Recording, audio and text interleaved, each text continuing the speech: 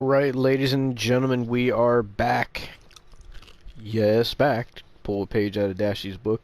Um, we are here I with don't think we ever another. want to pull pay that Dash. We are here with another wrestling review. This one is a big review. The big review, ladies and gentlemen. We are here to talk about WrestleMania 38. Now, if you remember last year, we reviewed WrestleMania 37. So, think about this, Austin. It's been a Yeah, year since we reviewed that. I don't want to think of that. Okay, because that means I'm a year older. I just don't want to think of that. So, Fuck.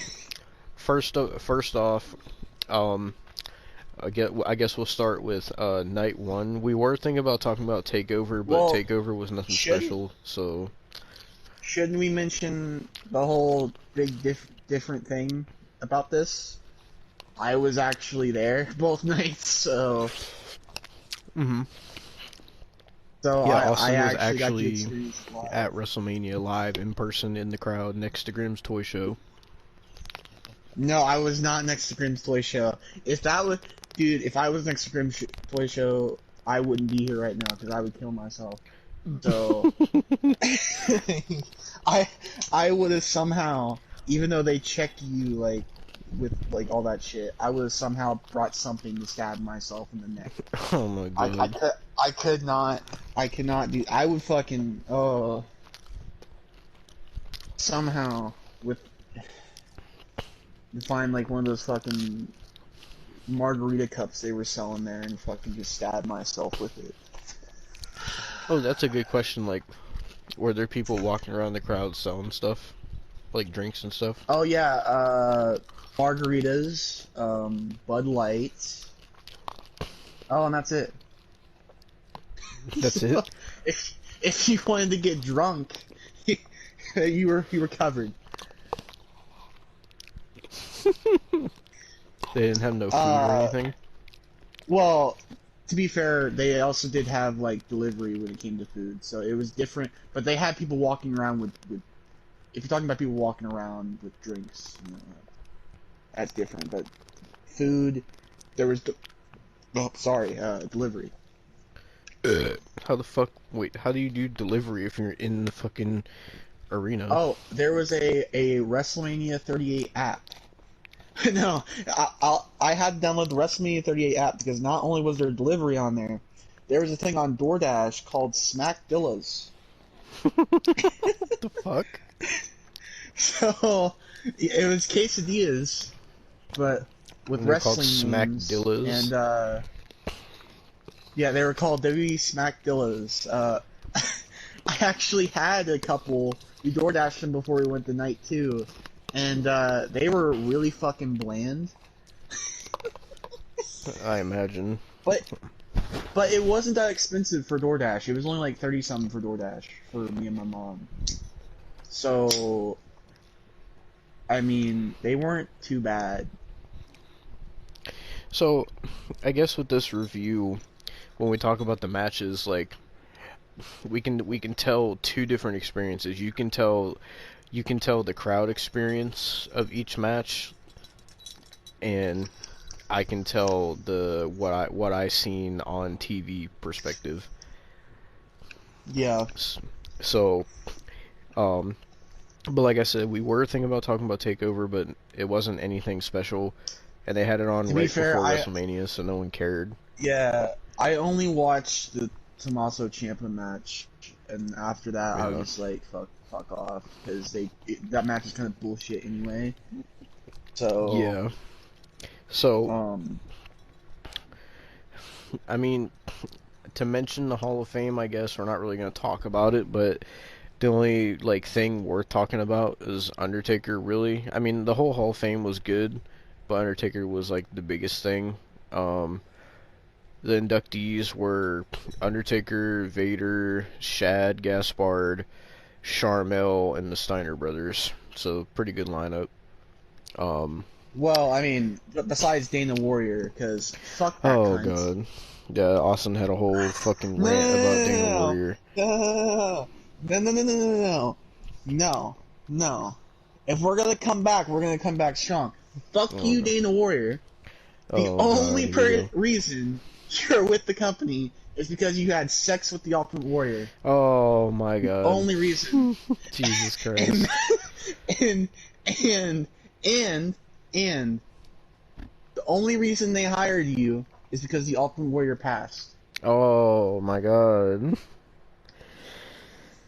And that's Oh. not even that great of a legacy, Dana. Oh. It's good to be back. Jesus Christ. Didn't you Well, miss us? Didn't you fucking, or miss me, at least, when it comes to this bullshit? Because Devon's not gonna fucking call out people for... well, Devon's not gonna go that far. after Austin's grueling match against Dana Warrior, we could get to WrestleMania Night 1.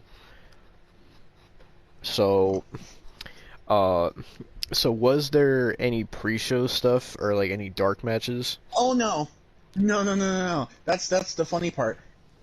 You know how, like, every other show we reviewed last year had a pre-show? Mm-hmm. Legitimately. Every single show I went to live, whether it be the Royal Rumble or Night 1 and Night 2 of WrestleMania, did not have a fucking pre-show match at all. Like, what did they do So, before it? Like before the first match, did they do anything special? well, for the Rumble, they had nothing. So we just sat there for 2 hours. And then, for Mania Night 1 and Night 2, they had this DJ come out there and do stuff, and then we still just sat there because it was just a DJ doing stuff. Well, And keep in mind, the DJ didn't do anything different on Night 2. He just did the same songs and everything for Night same 2. exact songs. Yes! The Why? same exact order. Oh my god. There was one point where he started playing this mumble rap song, and then tried to mix it with Vince McMahon's theme, and I'm not even joking. Oh It was my so god. it was so god awful. Like I legit, that was at like Night 2 after I experienced Night 1 and all that shit. Like when it came to that pre-show and shit, Night 2, I said, "Mom, we're fucking getting like merchandise. We are not sitting down there for 2 hours listening to this motherfucker." I'm like, it was so annoying. So, what merchandise did you get? Well, I got a WrestleMania 38 like wooden skull, like decorative skull. Ooh. I got an I Was There t-shirt. I tried to get an AJ Styles and Edge t-shirt, but it didn't have my size. They only had it in smalls. Damn. So, yeah. And then I bought, since I have an addiction to collecting things, I bought a WrestleMania bear. Like I collecting those because I got an obsession with collecting things. So, and then I went on a binge today.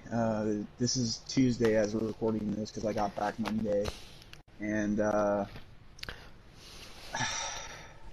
may have Austin spent went on like a whole fucking $100. vacation trip for this.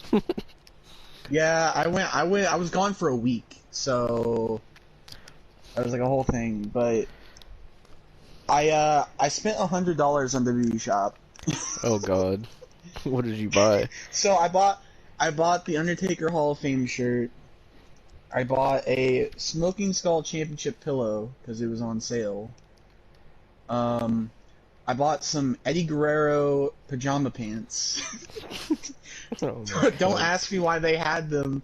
I bought a Brock Lesnar seasoning, like the seasoning like you put on steak and or like Oh my burgers god, and I shit. saw that, the steak seasoning. Yeah, I was like, it said you can put it on anything and it's good, so I'm gonna try it. I bought a Cody shirt. I should say I pre-ordered the Cody shirt. And then I bought the AJ Styles and Edge t-shirt. that was not in my size at the event. So I spent a good bit on WWE Shop because believe it or not, when you go to the merchandise stand, they did not actually have different things different nights. What you saw on the first night was what you got on the second night as well. Damn. Yeah. So I had to go on WWE Shop to get the shit. But still, it was a fun experience nonetheless. Like, that stadium is fucking a maze, dude. It's a maze. Well, after Austin's obsession corner, now we can Oh, fuck off, man. and now we can get to the actual review of night one. So I was gonna ask you something. Now I forget I was gonna ask you. It was just in my mind too. Oh god. Oh yeah. So who's that one wrestler from DPW that you don't like? It's like the A something that starts with an A. Kid Bandit? I don't know. Yeah, Kid Bandit. I don't know why I thought of A, but don't tell me. so he he's was there. at Mania, and I saw it because he posted. I don't follow him, but it was like a recommended Twitter post, and he posted that he already had the new Cody shirt, and he was calling himself a Mark. And he was like, I know people are gonna call me a Mark for getting the new Cody shirt. How are you a but... Mark? Okay, no. How are you a Mark? You trained with him, you dumbass. As much as I hate to admit it, you were in the Nightmare Factory. Oh my god. We're not supposed to be talking about indie bullshit, man. We already gotta talk about indie bullshit when we talk about Johnny Knoxville and Sami Zayn. So, please. Can we please just get to night one, for fuck's sake? Well, Fuck. I should point out that from the TV perspective, Austin didn't see any of these people, but Green Shirt Guy was in the front row both nights, and so was Brock Lesnar Guy. I know Grimm was there. I don't know where he was. And also, I know that Dana Warrior was in the crowd somewhere, and she looked like she did not give a single fuck about being there. She can go fuck off, along with Grimm. But, so...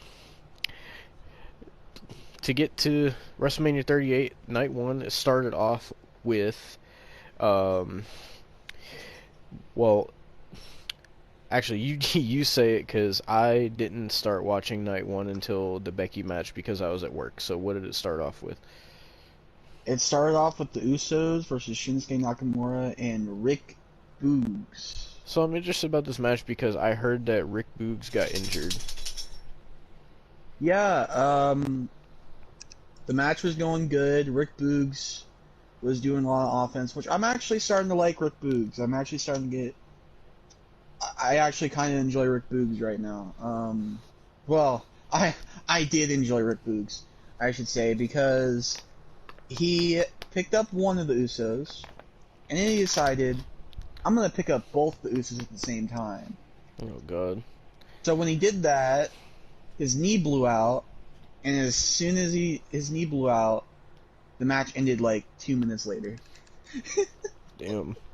So basically, he has a torn patella muscle in his knee. He's gonna have to get surgery on it.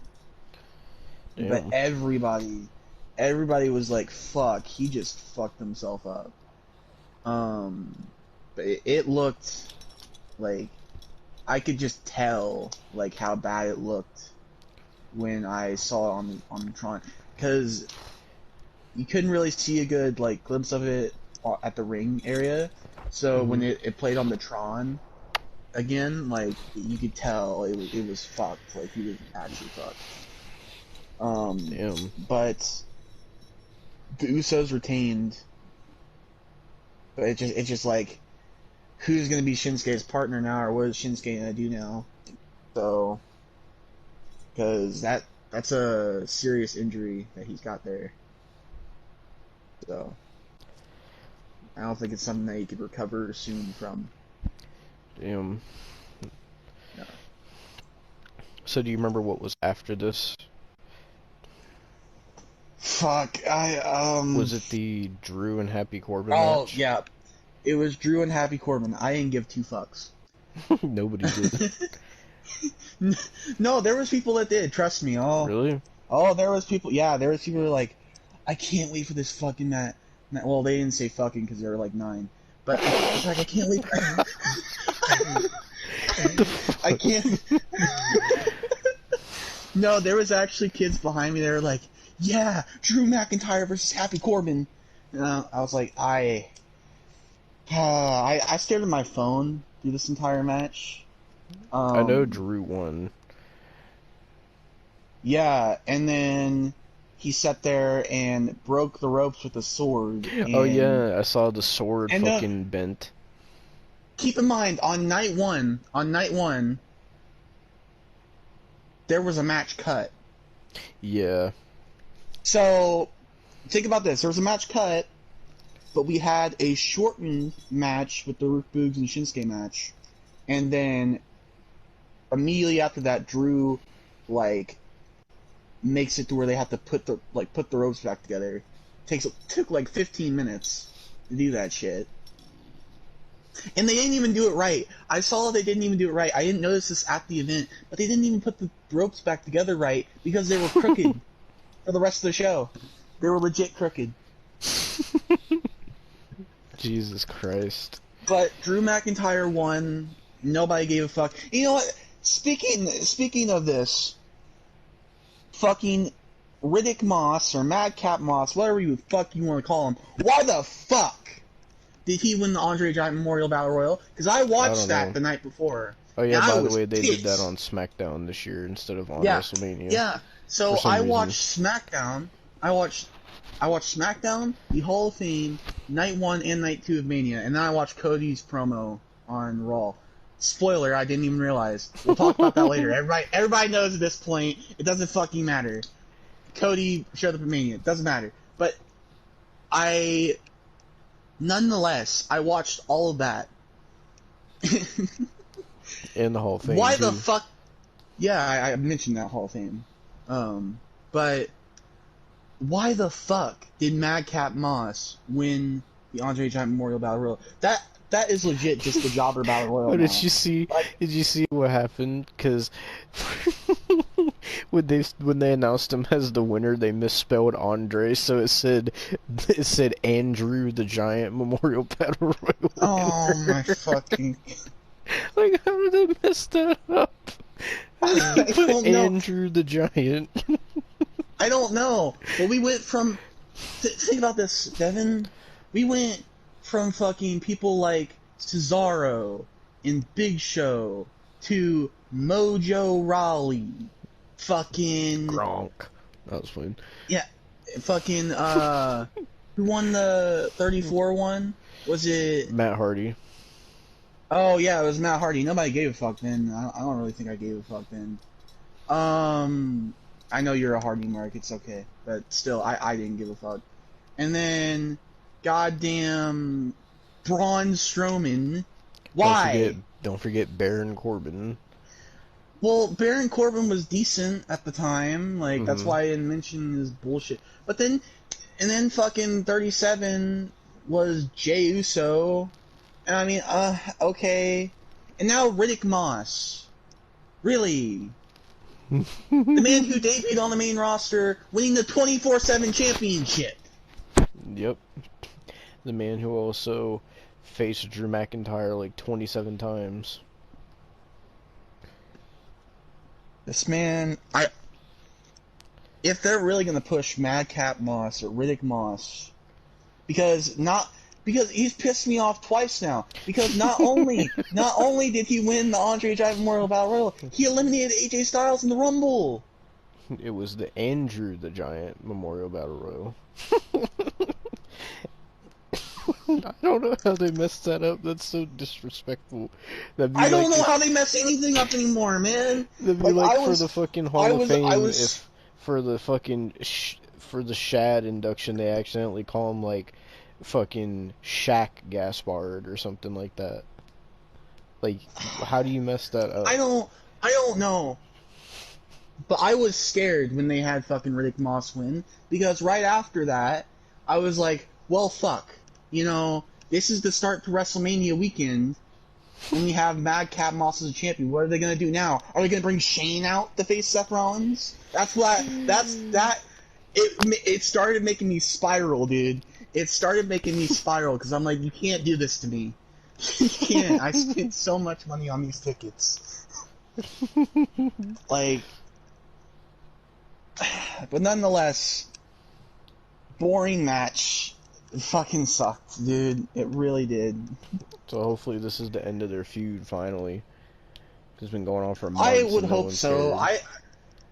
cared. I just want Baron Corbin to be Baron Corbin and not fucking Happy Corbin.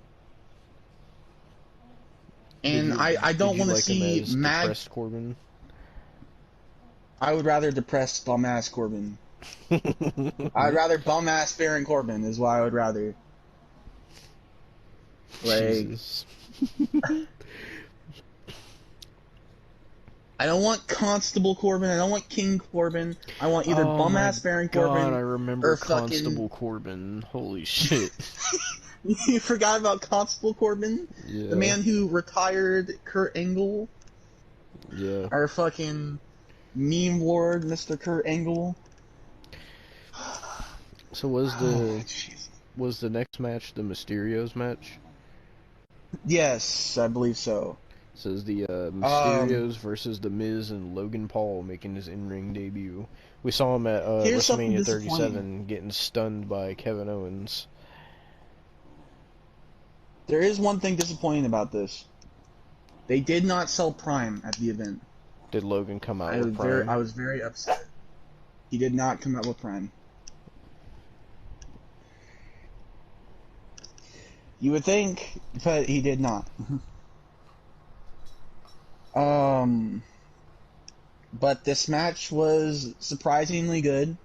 I think Logan Paul is actually a pretty good worker. From what he was better than Bad Bunny. That's oh good. telling you something. Okay, no, you don't understand, because I think it was the first night I went when I was at the pre-show or whatever.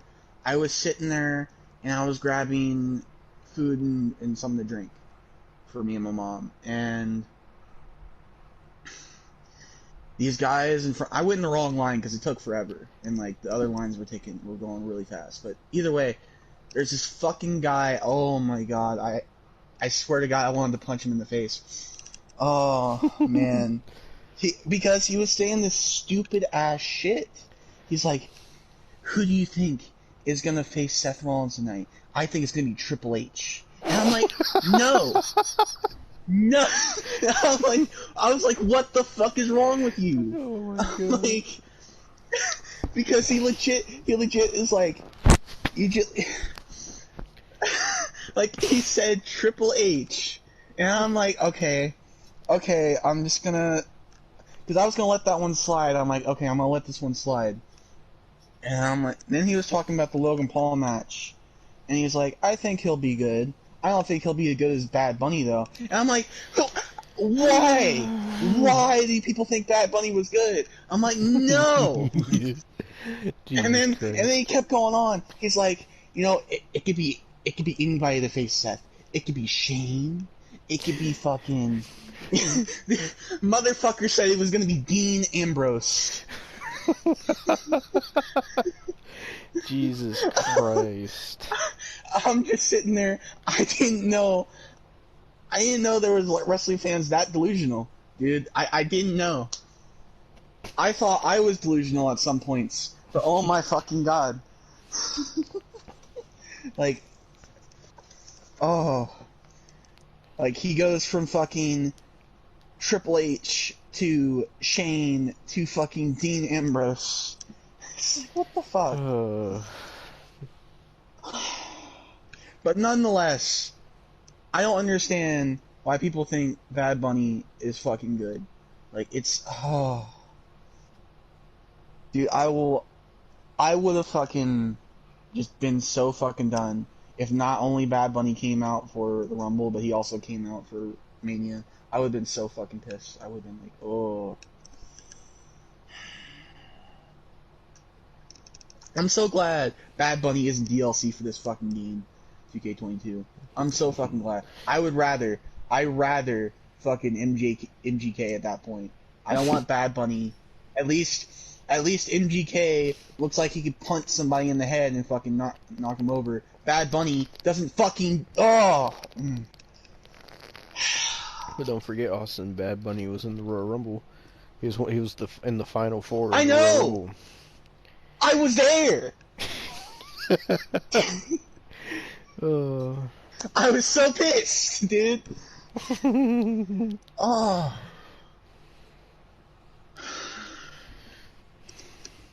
Oh, the Rumble was such a goddamn letdown, sadly.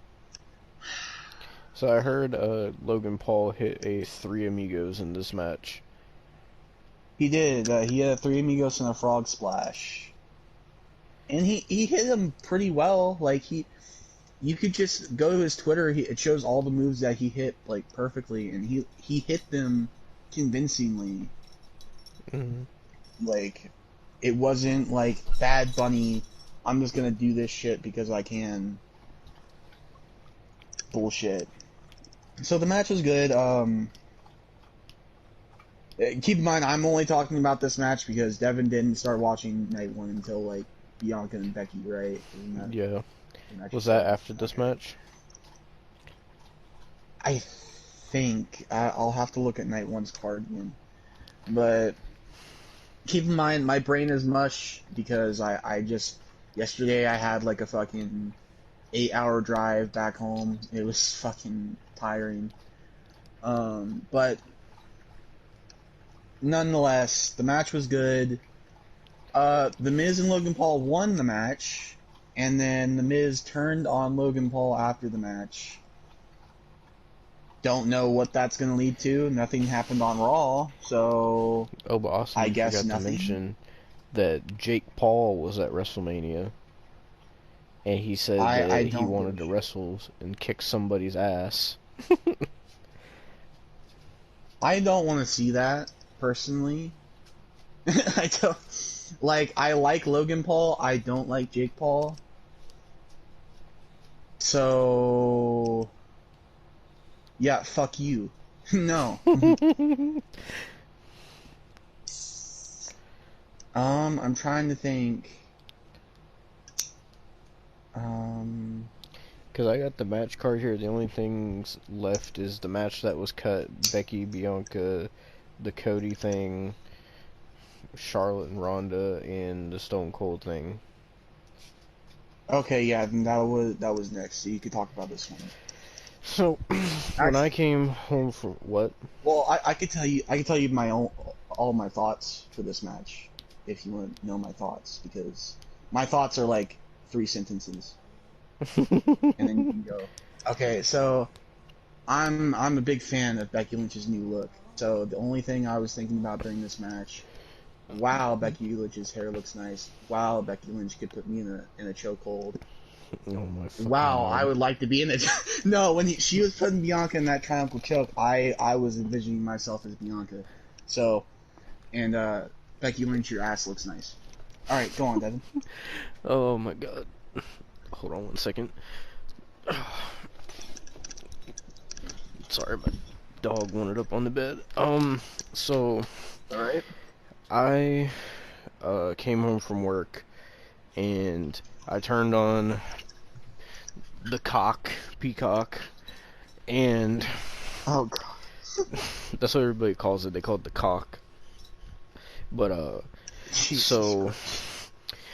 as soon as I turned it on, I saw Becky Lynch was making her entrance, and I hate Becky Lynch, so I didn't really care. And then I saw Bianca came out after her. I was like, huh, I don't know why they're having the champion come out first. And then, like, Bianca had, like, a whole big WrestleMania entrance where, like, these a whole band came out on stage and they were like dancing and whatever. And then like the match itself wasn't that great because we've seen Becky and Bianca like 17 times now, and they tried to make it like they were doing good storytelling because like the promo for the match was how if you remember back in our SummerSlam review, we talked about how Becky jobbed out Bianca for the Smackdown title, and then they were trying to make it seem like it was good storytelling that now, oh, all this time later, Bianca's gonna get her revenge, even though, you know, Becky beat her 5 times already for the Raw title, but I guess we'll just forget that. So, did not give a single shit about this match. Becky's ass looked nice, and that was all I really cared about or paid attention to. And Bianca won the Raw Women's Championship. Thank God Becky is not champion anymore. She's so fucking awful. Her character is so bad. Becky, like I think I said this before, like, her wrestling just doesn't seem like she's trying anymore. Like, she just seems like she doesn't give a shit, and it looks bad. And so, yeah, Bianca won, and I didn't give a shit about this match. How was the crowd during this match? I didn't really pay attention. All I was thinking was Seth Rollins is a lucky man. So, I mean, that's kind of a lie. I did kind of pay attention a little bit. They were a little hyped for it. Like I don't think they were as hyped as they were for the Ronda and Charlotte match, which was shocking. I wasn't hyped for that. We'll get to that later.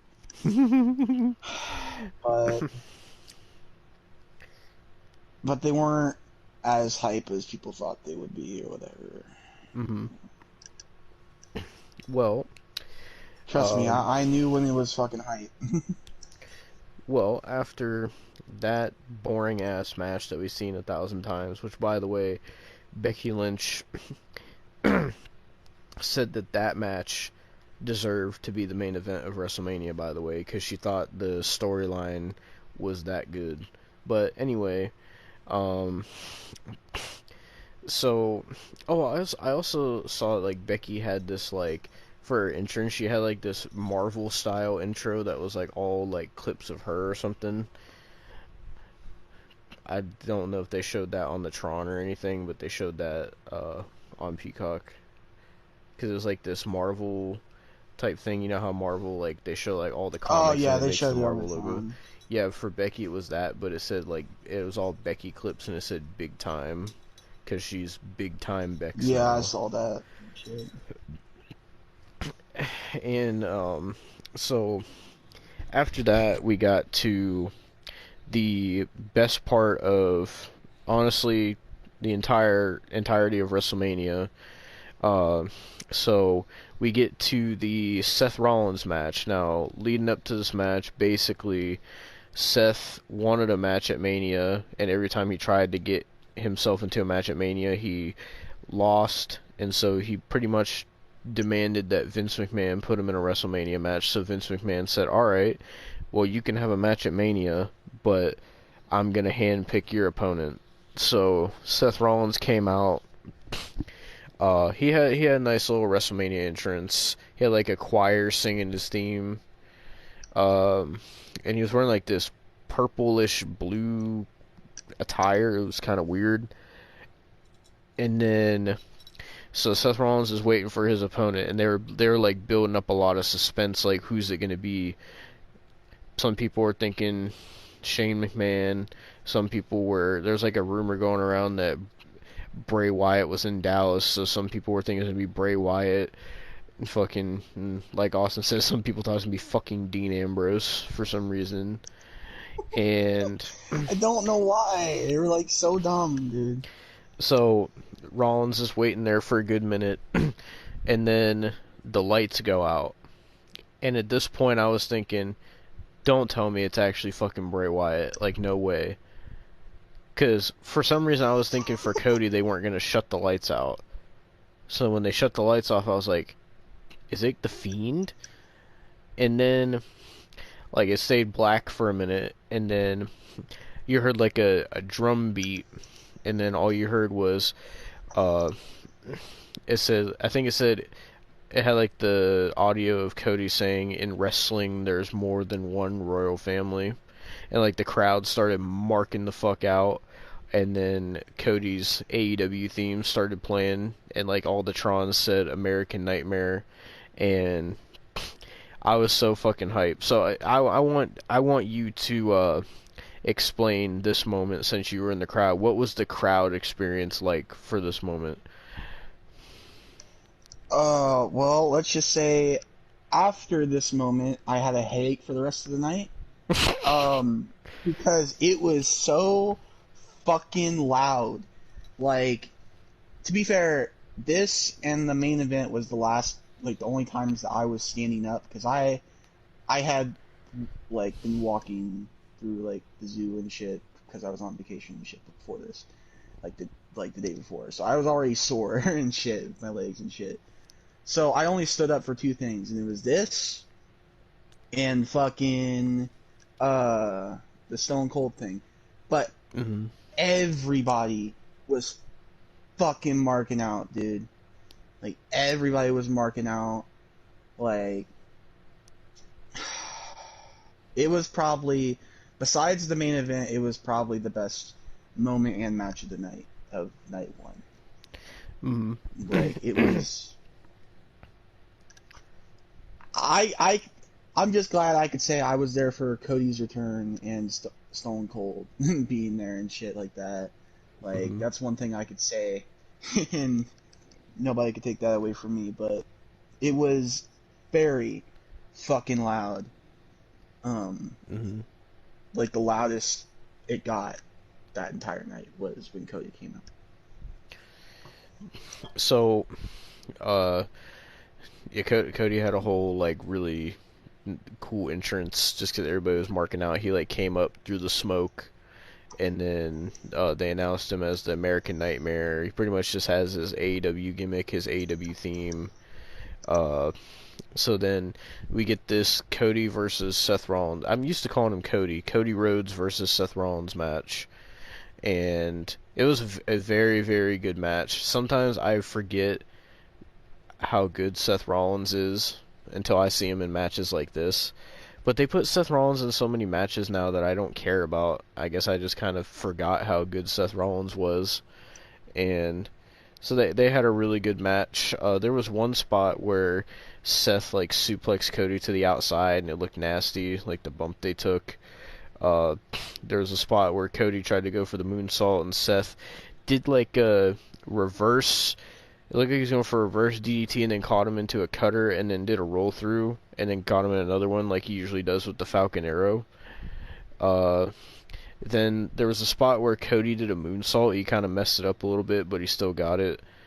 And then the way the match ended was pretty cool because Cody actually hit a pedigree in the match too, and people were marking out for that. Yeah. Because he, if you remember in AEW, he destroyed the throne as like a shot at Triple H. And so the way the match ended,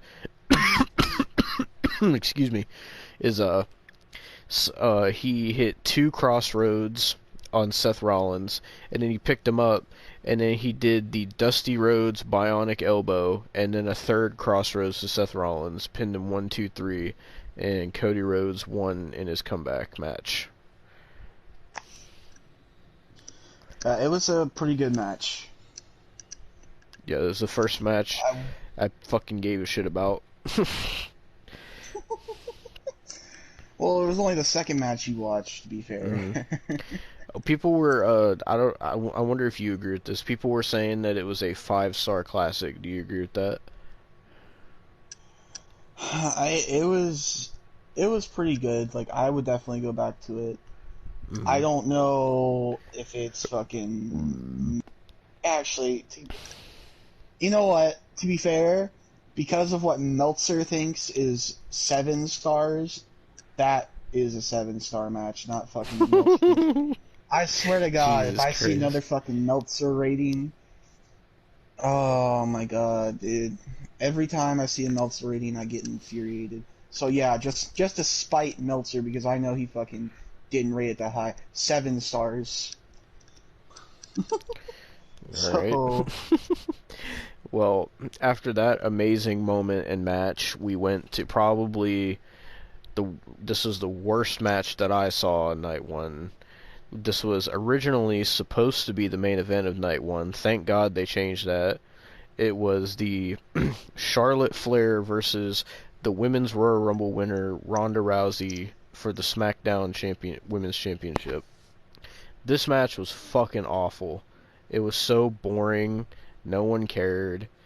And fucking and I was gonna say fuck it. Charlotte won, so there was no point in this match. I will say this, both Royal Rumble wins were pointless, yeah. which they've done that before, so it doesn't surprise me. But so I wasn't really paying attention. Did Charlotte and Ronda have any kind of special like WrestleMania entrance? No. Okay. Not that I pay attention either, because like that I was so like excited about the Cody thing that I was like, there's no way they could like follow this up and fuck this up. And when they showed the package, I'm like, nope, they could fuck it up. Nope. So what was it like seeing your fucking uh your boo thing Ronda in person again? Fuck off. I fucking hate Ronda Rousey so goddamn much. See, we didn't talk about the Rumble because we've been on a break, and you know, I was so pissed when she came out in the Rumble, and I've been so pissed since then. Why the fuck did she need to come back? And apparently, this fucking cunt said that her match should have been the main event, and she was furious backstage. Fuck you. Honestly, fuck you. This match was shitty. If this was the main event, I would have fucking walked out. Oh my Fuck god. you. It was supposed to be the main event. Go back to your fucking conspiracy farm, you bitch. Jesus Christ. Oh, I'm sure they'll have a rematch at WrestleMania Backlash. But for me, like, I was The fact glad. that she has to procreate makes it even worse. Oh god. But so for me, I hate Charlotte so much. I was hoping Charlotte was gonna lose, just to piss you off with Ronda being champion. But that didn't happen because Charlotte retained over some whatever No. bullshit finish it was. It didn't matter with this match because it was a fucking lose-lose. Either we had fucking Ronda with her fucking conspiracy theories. Oh, this is fake fighting, but I'm still gonna fucking come back. Fuck you. Fuck you. I fucking hate Ronda Rousey so goddamn much. She's the female version of fucking Goldberg. God damn it. She is the female version of fucking Goldberg.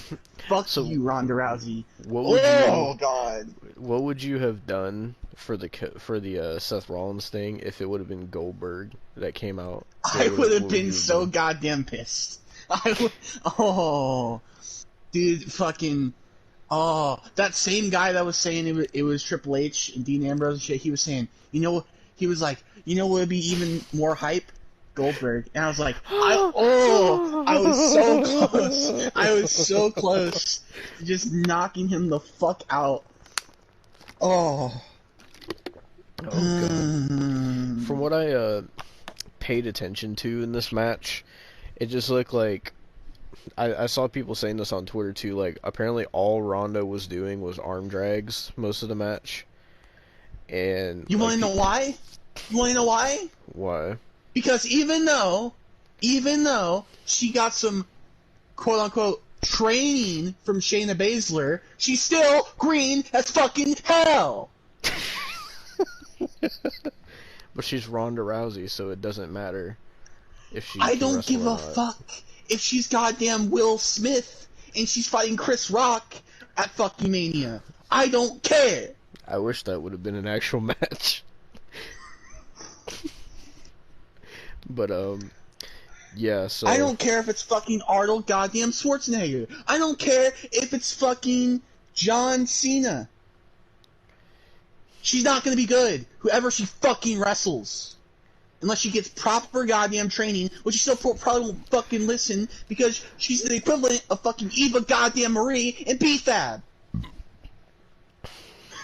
man, you got so pissed when I sent you that thing of BFAB wanting to come back.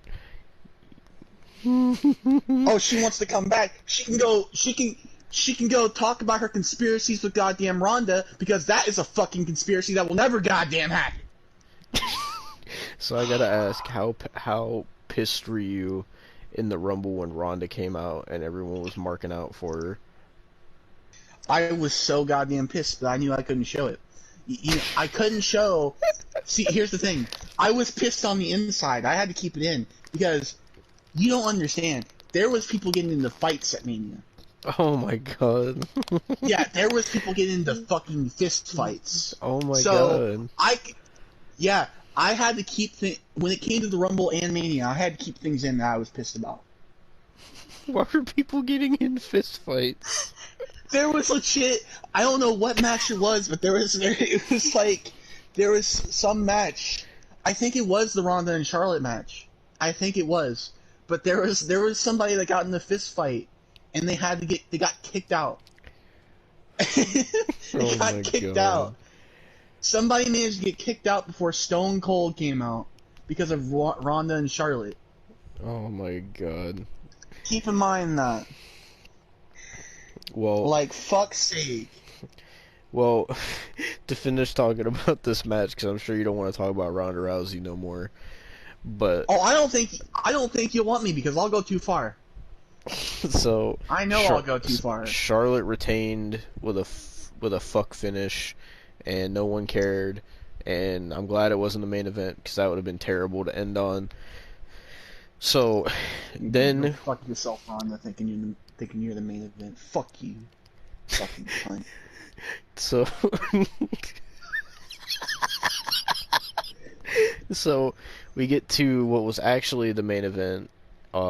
So we have the Kevin Owens and Stone Cold KO show segment where Kevin Owens came out, had the whole KO show set up, and he said, "I would like to welcome my guest, Stone Cold." Stone Cold comes out to a big ovation. What was it like seeing Stone Cold's entrance live?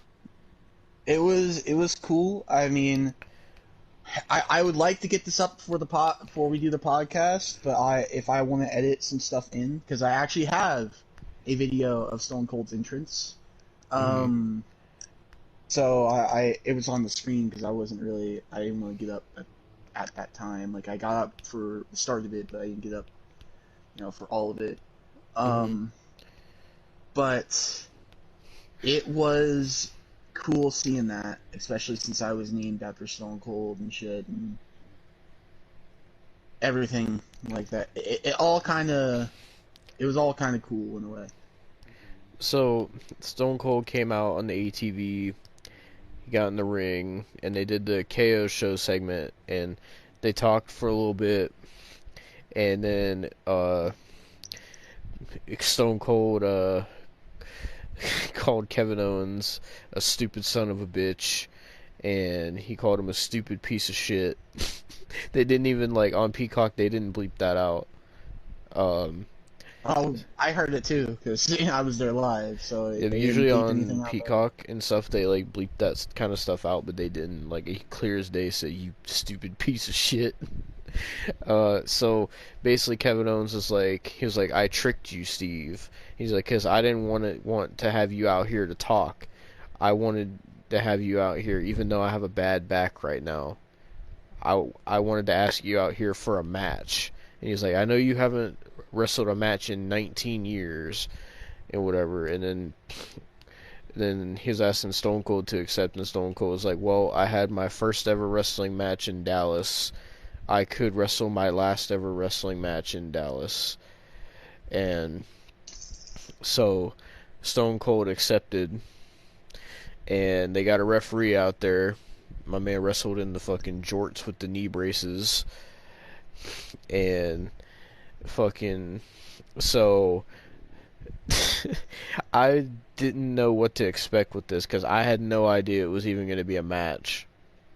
And so the thing starts and fucking like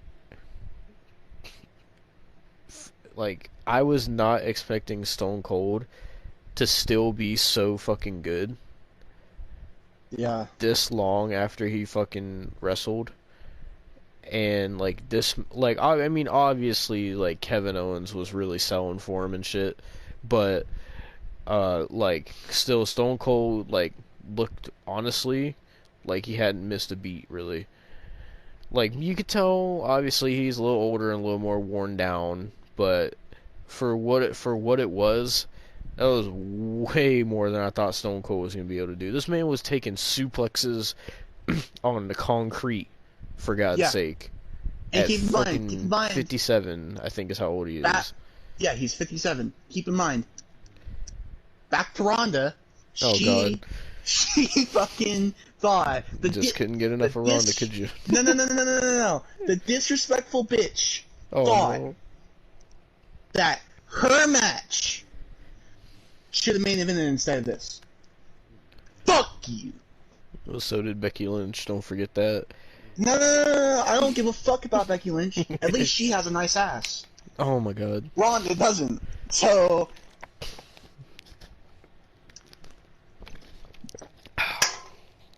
Did you just fucking either throw way, something? no, I just put my fucking can down. I just Oh man. fucking Ronda was the main event. I would have threw something. God damn it. So, most of the like at first Kevin Owens was beating up Stone Cold, but then it turned around quickly, and the whole rest of the match was just Kevin Owens getting his ass whooped by Stone Cold, and and it kind of like I'm not saying it makes Kevin Owens look bad, but it does look kind of sad that he just got his ass kicked by somebody who's been retired for 19 years.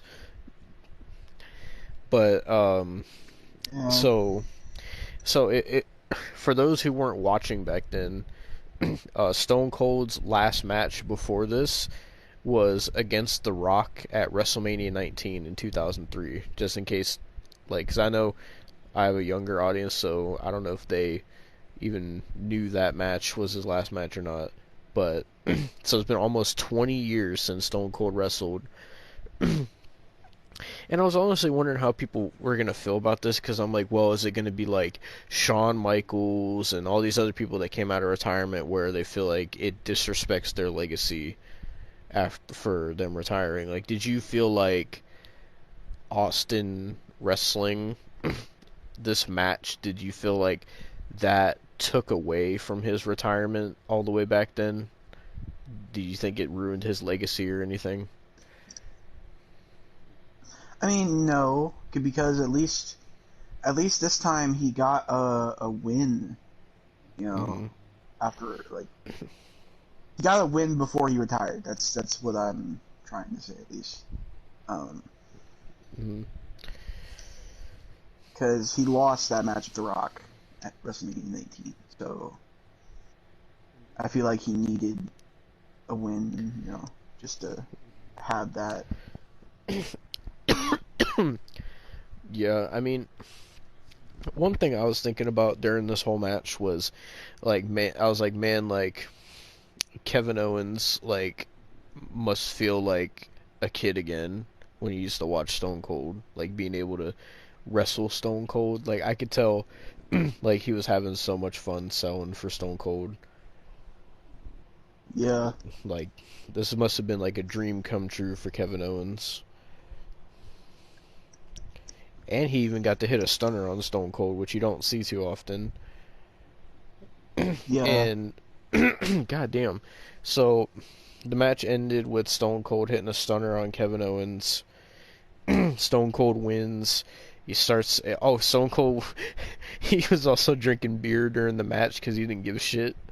Which I love Stone Cold so much. He just like during the match, he was just whooping Kevin Owens' ass, and he stopped and he was like, "Throw me a couple beers," and he just started drinking while he was whooping Kevin Owens' ass. there's nobody like Stone Cold, man. There really isn't. There will never Yeah. be anybody like Stone Cold ever again. But so he beats Kevin Owens. Uh, I think he gave another stunner to Kevin Owens, and then for some ungodly reason, Byron Saxton got in the ring. I don't know why. Oh, do you not remember? What? 316 Day in 2020. Byron Saxton got kicked in the nuts twice by Stone Oh, Cold. oh. That's why. Yeah. Well, I still don't know why that, like, why he would want to get back in the ring with Stone Cold after that, but I don't know. Byron Saxton gets in the ring, and he shares a beer with Stone Cold, and then what did you think was going to happen? Byron Saxton gets a Stone Cold stunner, but this wouldn't be the last stunner of WrestleMania. Stay tuned for night two. But also, I don't know if you knew who the guy was that got in the ring with Stone Cold, but on Peacock, the guy that got in the ring with Stone Cold, they said that that was actually Stone Cold's brother. I didn't know he had a brother. Oh, damn. Yeah. I forget what they said his name was, but like he like got in the ring and I was like I remember like I sat there, I was like, who the fuck is that? And then they're like, oh, that's Stone Cold's brother. I was like, oh, I had no clue he had a fucking sibling. Yeah. And then that's how Mm. WrestleMania Night 1 went off the air, with Stone Cold getting a victory at WrestleMania in his home state of Texas. I think he's from Way better Victoria, than Texas, anything Ronda actually. and Charlotte. I think he's. I thought it was Austin, Texas. I don't know, but At one point, he lived in Austin, Texas. I know that. but yeah. So that's how Night 1 went off the air with Stone Cold. And Night 1 was honestly better than I thought it was going to be, because I was thinking Night 1 was going to be trash and Night 2 was going to be great, but it ended up being flip-flopped, surprisingly enough. Yeah. If Night 1 Mm. wouldn't have had Stone Cold and Cody Rhodes, it would have sucked. I'm going to be real. Yeah. I mean, Night 2 was good on some parts, but it wasn't that. It wasn't as great as Night 1. Yeah. So. Also, Night 1 was it was like 2 hours longer than Night 2, because Night 1 here it started at 6 and went to midnight, and then Night 2 started at 8 and went to midnight. Damn. Yeah. So now I guess we'll move on to talk about Night 2. All right, now we're going to get on to WrestleMania 38 Night 2. And so for Night 2, so Night 1 I watched by myself, and then Night 2 I had a little bit of change of scenery, because I watched with I went over to the homie Brandon Champion's place and watched it with all my friends, like a big group of us. So um so like I said, this WrestleMania night was shorter than Night 1.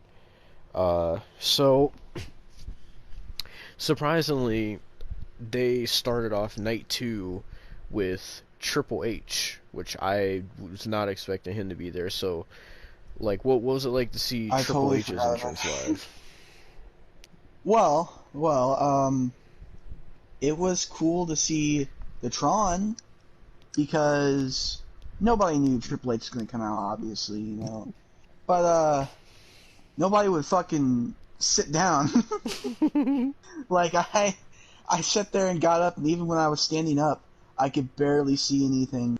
So I Mhm. was gonna get a video for it and shit, but you know, I don't even know if I'm even gonna put the videos that I recorded on the video. I'm just saying I got videos, but I couldn't even get a video of Triple H's entrance and shit. So, but it was cool for him to be there and shit. Mhm. I mean, he wasn't gonna wrestle, according to that fucking one guy. God damn it! Like, oh, it's gonna be Triple H that fights Seth Rollins. He's got a fucking defibrillator in his chest, you dumbass. Like, God. But still, it was cool to see it. And it was cool for him to be there, especially since he's retired now. Hmm. You know. Well, so the entire Triple H thing, it was cool. Like none of us expected Triple H to be there. So Triple H did his whole long ass entrance, and when he was on the apron, all I could think about was the Stone Cold thing, where fucking Triple H was on the apron about to spit the water, and Stone Cold was like, he was like, cut the damn music, and Triple H was looking at him, he was like, Stone Cold was like, I don't got time to watch you spit out that stupid ass water. We got things to talk about. Get your ass in the ring. And I was like, man, I wish Stone Cold was here to say that now, because Triple H's entrance is so long. Like literally, his whole segment Yeah. took up the first 15 minutes of WrestleMania and all it was him making an entrance, and he was like, "You guys have shown me love, so I want to show you love the only way I know how," or whatever. And then Triple H left his boots in the ring, and he said, "Welcome to WrestleMania," and that was pretty much it. So Triple H left his boots in the ring, officially retiring. So, uh, Yeah. it's crazy, man. Fucking all these childhood fucking wrestlers, they're all getting old and retiring, man. It's crazy. I know. I saw on Twitter there was like people were saying like Stone Cold fucking wrestled his last match. Undertaker is inducted in the Hall of Fame. Triple H retiring. This is like a love letter to the Attitude Era. This whole WrestleMania. Yeah. Like, people are saying it is. Yeah. So, Night 2 started off with Triple H officially hanging up the boots, I guess, or leaving the boots in the ring. And then WrestleMania actually started off with the Raw Tag Team title match. It was RK Bro defending against the Street Profits and Alpha Academy. Also, Gable Steveson was at ringside, like Oh, he I is every got some fucking things to talk pay-per-view. about him. Okay, I got some things to talk about him afterwards. So So, um, as a triple threat tag team match, it wasn't bad. It's definitely just felt like something you could watch on Raw, but it wasn't horrible. Like it started off with them making tags and stuff, and like Alpha Academy was kind of in control. I mean, they all got their spots in. They did a bunch of diving spots and whatever, and they tried to make Otis look like a strong big man. And but it ended up being so Montez Ford, I believe, was gonna jump off the top rope onto Randy Orton, and they made it look like, oh well, obviously Randy Orton's gonna catch him in an RKO. But then out of nowhere, Riddle hit Montez Ford with an RKO, which was pretty cool. And uh, then Chad Gable dove off the top and got caught in an RKO by Randy Orton, and RK Bro retained the Raw Tag Team titles. And then after the match, the Street Profits got in the ring and they got some cups and gave them to RK Bro, and they poured drinks in there to show like respect or whatever. And then they were trying to do the same. They were trying to.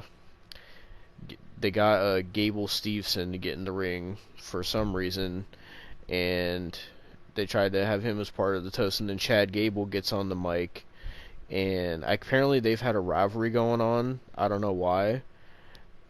I don't know what the fuck it's about. But Chad Gable was like, he was like, "You're new here, kid, so you're gonna have to get used to being around here." He's like, "And as a veteran, let me give you some advice and whatever." And then he slapped Gable Steveson, and then Gable Steveson like picked him up and just hit a belly to belly. And then for some reason, everybody else acted like they were impressed, like they'd never seen a fucking belly to belly before. And well, then that was first pretty much off, it. I got some things to say about Steveson. Sorry, no, fuck it. I'm calling him Gable Stevenson. Stevenson sounds fucking stupid. I don't give a fuck. Oh god. Gable Stevenson. Now, fucking. They were trying to push him down our throats this entire pay-per-view. Because not only did he come out on night 2, he came out on, you didn't see this because it was before the Bianca match. Stephanie McMahon came out, they welcomed Stephanie McMahon to the building, and you're like, hey, okay, Stephanie McMahon's here, she's going to say, welcome to WrestleMania or whatever, announce the attendance. No. She goes, well, we're talking about our next generation. We're going to welcome our next generation, Gable Steveson. And I'm sitting there like, you motherfucker. Why would you bring him out here? And then he just walks back into the locker room. So not only did they have him do that stupid belly-to-belly, that has not impressed me. You will not impress me until you actually have a fucking match. Have a match, and then we'll talk. Right now, stop shoving them down my fucking throat. Like, it's pissing me off. Christ. Like, you don't they brought him out twice for this pay-per-view. They brought him out as much as fucking Stone Cold. You know what's funny? I just remembered last year at WrestleMania 37, they had him come out. That's when they first introduced him. No. You thought it was at WrestleMania 37? It was at SummerSlam. Really? I thought it was at WrestleMania. No, it was at SummerSlam. Are you sure? I'm sure. I don't know why I thought it was at WrestleMania. It was at SummerSlam, because I remember it was right, we were talking about it because it was right after Alexa versus Eva Marie. And we were like, who the fuck is this, and why should we care? Oh. Like... Well, anyway, I know he got drafted to Raw, and he still hasn't fucking debuted on Raw yet, like in a match. Fear debuted before him. Yep.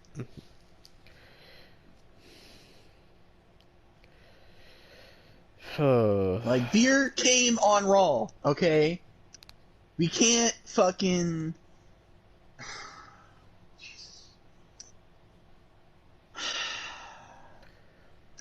I don't... Unless you're gonna show me a fucking match and your actual skills, I'm not gonna be impressed. And something tells me with that belly-to-belly, if that's all he could fucking do, I'm not gonna be impressed. That something tells me.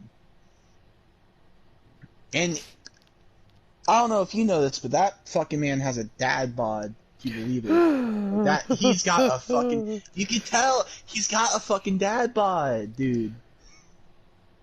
Jesus Christ. Motherfucker's got the Hank Hill bod.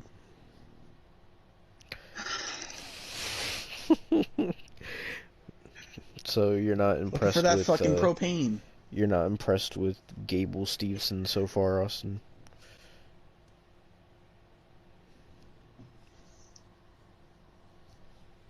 Stevenson. No. No, I'm not impressed. Jesus Christ. No, I'm not impressed. Maybe I'll actually call him by his name if I'm impressed. If not, I'm still gonna call him Gable Stevenson.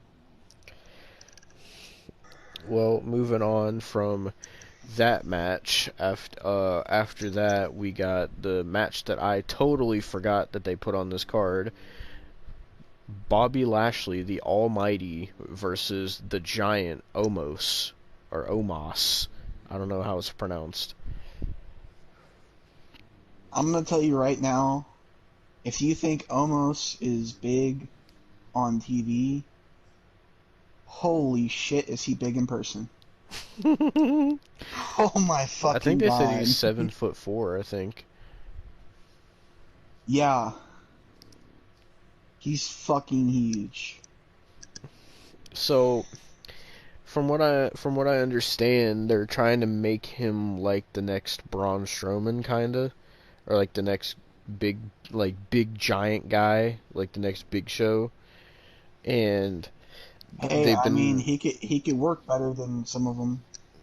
Like, they've been having him get like a lot of wins because they had this whole thing where he's like, in the promo, they're saying he was like undefeated. And he asked someone legit to step up, and then Bobby Lashley stepped up because, you know, he kind of got... Honestly, he was kind of the third wheel in the Brock Lesnar-Roman thing, so Bobby Lashley kind of got for lack of a better term, he kind of got cucked out of the main event. If I'm being honest, Bobby Lashley really got kind of fucked out of that. Um, Yeah, like shit. so fucking Omos comes out and he decided he was going to change up his gear by adding a white outline to his tank top. And then Bobby Lashley came out. No MVP at all for some reason. And Oh, you want to know the reason? why? MVB turned on him. I know that. I know Raw. on the Raw he turned on Lashley, but I didn't get why he wasn't out there at Mania. I don't know, but that's what I'm just assuming why. Like, I don't fucking know. But so this match, I'll say Bobby Lashley's gear looked pretty nice, like the half red. I think that looked cool, but Yeah. the match was kind I of think my slow. 2K22 gear for him works better, but you know. Oh God. If you don't know what Austin's talking about, he made this fucking gear for Lashley where he dressed him up like Franklin the No, Turtle. no, you don't understand. I didn't make that. You didn't? I thought That's you on. said you did. That's on. No, that's on Community Creations. I didn't. Oh God. You should make a custom render for it. Oh Lord. But so the match was slow at first. It was just more of like it was like Bobby Lashley trying to show that he could like beat Omos, but like Omos was stronger, and they tried to make Omos look like the stronger man. Like, oh my God, like even Bobby Lashley can't stop this guy. And then like as it went on, like he was kind of dominating Lashley, and then Lashley started getting the upper hand. He actually knocked Omos down. He hit a suplex on Omos. I don't know what the fuck, which one it is. I'm just gonna say Omos. Osmosis Jones. Jesus fucking Christ.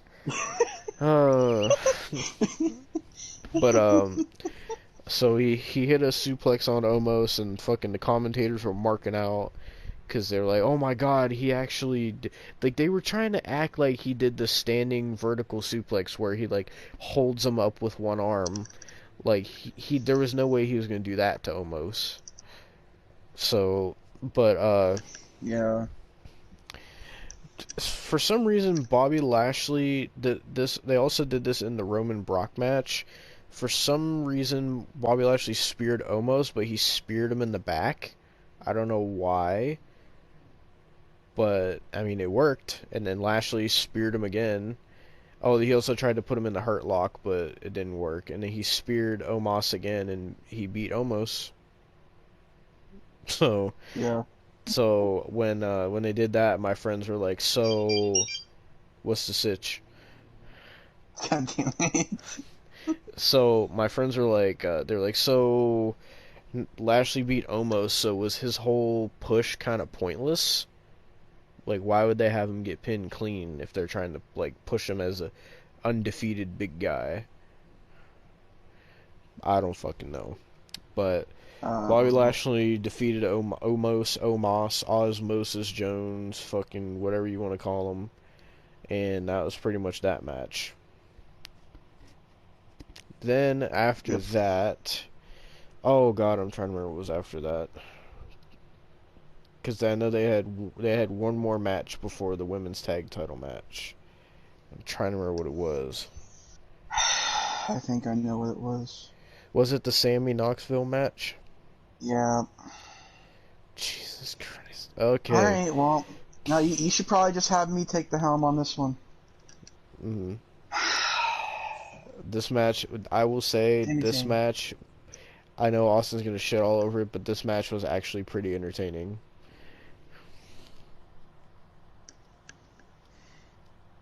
Alright, besides that, you know, Sammy, I know you did all your dumb indie shit. I know you think that's okay. But no. No, it's not. Let me like you, Sammy. Don't do this bullshit. You had a great match at last year's Mania against Kevin Owens. Please. Why would you do this to yourself? Why? What? Money, I guess.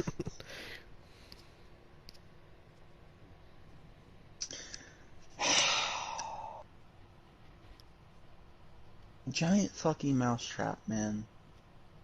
A giant fucking... That wasn't the only wacky thing, Austin. Oh, I know! There were fucking tasers and tables with tiny mousetraps on them. A fucking... For some reason, Mark Henry and Mae Young's child made an appearance. Yeah. I saw someone tweeted that to Mark Henry, and Mark Henry was like, "What can I say? I make great offspring," or something like that. Then you put hashtag Wrestlemania. I didn't know after fucking Cody Rhodes jumped ship. I didn't realize Adam Cole was gonna jump ship and slam Sami Zayn. God, not Wee Man. That wasn't Adam Cole? No, it was Wee Man from Jackass. All the Jackass crew was in this match. I didn't see Steve-O. Well, yeah. Steve-O's What the probably doing fuck was drugs. Steve-O? So. I was gonna say Bam, but then I realized he's dead. Oh dear God. I just remembered. I was gonna say Bam, and then I was like, wait, I think he died. But the one guy, I forget what the one guy's name was, but he was like the one that like strips down to his underwear and does like the the party guy, whatever the fuck his name was, party whatever. He was in it. He gave fucking naked Midian a run for his money. Well, I'll tell you one thing. Fucking Pat McAfee was simping over his fucking butt cheeks. Like he was really like wanting to see his cheeks. He was like Pat McAfee was like, man, his cheeks aren't even all the way out yet. Like, come on, I want to see the full moon. And he was like, Cole, this isn't the first time I've seen his ass. And Michael Cole was like, Pat, when did you see his ass before this? I don't know why Pat McAfee was simping over it, but I'll let you continue since this match was your bread and butter. No, it was not. It was the equivalent to fucking indie garbage. I'm sorry. I couldn't... I understand, like, if it was on Jackass, okay. But on WrestleMania, man. It's sports entertainment, Austin. This was on the same card as Edge versus Styles. I know. Like, what is... People were saying this match was better than the Cody return. I'm not even kidding. Are you... People were saying it was more entertaining. What? Yes. What? No, actually go fuck yourself. People were saying this was the best match of Mania. Actually go fuck yourself. You are some goddamn indie marks. What the fuck? Why? Why? What was the point? What was the point? I'm sorry, I'm not like Tony. I don't watch fucking New Japan all goddamn day. I don't watch no fucking AEW. I can't fucking... This is bullshit! This is... Why? Why would anybody think this is better than the Cody return? Why? I don't know. That is just disrespectful. So, when I was watching this match with my friends, it was funny because, like, my friends, like, obviously no one took this match seriously. We all knew it was gonna be just dumb shit, and so it was gonna be dumb shit. But I didn't oh, by the way, tasers and giant fucking mouse traps. By the way, this match was classified as a anything goes match. So, like, my friends were just, like, laughing at everything, because it was literally just dumb shit. Like, there was no reason to take any of it, like, seriously. And I mean, I didn't take it seriously. It was just funny. I would rather just watch it. It was Tony funny that Jackass. that you mentioned Tony, because like during this match, Tony was he was so mad, and Tony was like, "Why am I watching this? Like I could be spending my time doing anything else than watching this shitty ass match." And then my friends were like, "They're like, we get it, Tony. You watch New Japan. This isn't real wrestling." They're just fucking with Tony, but. But yeah, this was entertaining to watch because I was watching it with my friends. If I would have been watching it by myself, I probably wouldn't have gave a shit. I will say though, it was pretty fucking funny seeing Sami Zayn get body slammed by Wee Man. I still think it was Adam Cole, but you know. Jesus fucking Christ. But so I guess you could say the crazy spots in this match was Sami Zayn went to do a haluva kick and Johnny Knoxville blew an air horn at him and hurt Sami Zayn's ear. And then Sami went for a top rope dive, and then Pyro came out of the post and made Sami Zayn fall down. Sami Zayn got tased. Sami Zayn got kicked in the nuts by that fucking contraption Wee Man brought into the ring. Sammy got fucking annihilated through a fucking table of mousetraps. Um, what else was there? I'm trying to remember. There was the hand spot on the outside where he got hit with the giant hand. Uh, Obviously there's the ending spot with the giant mousetrap. This match is just so fucking stupid.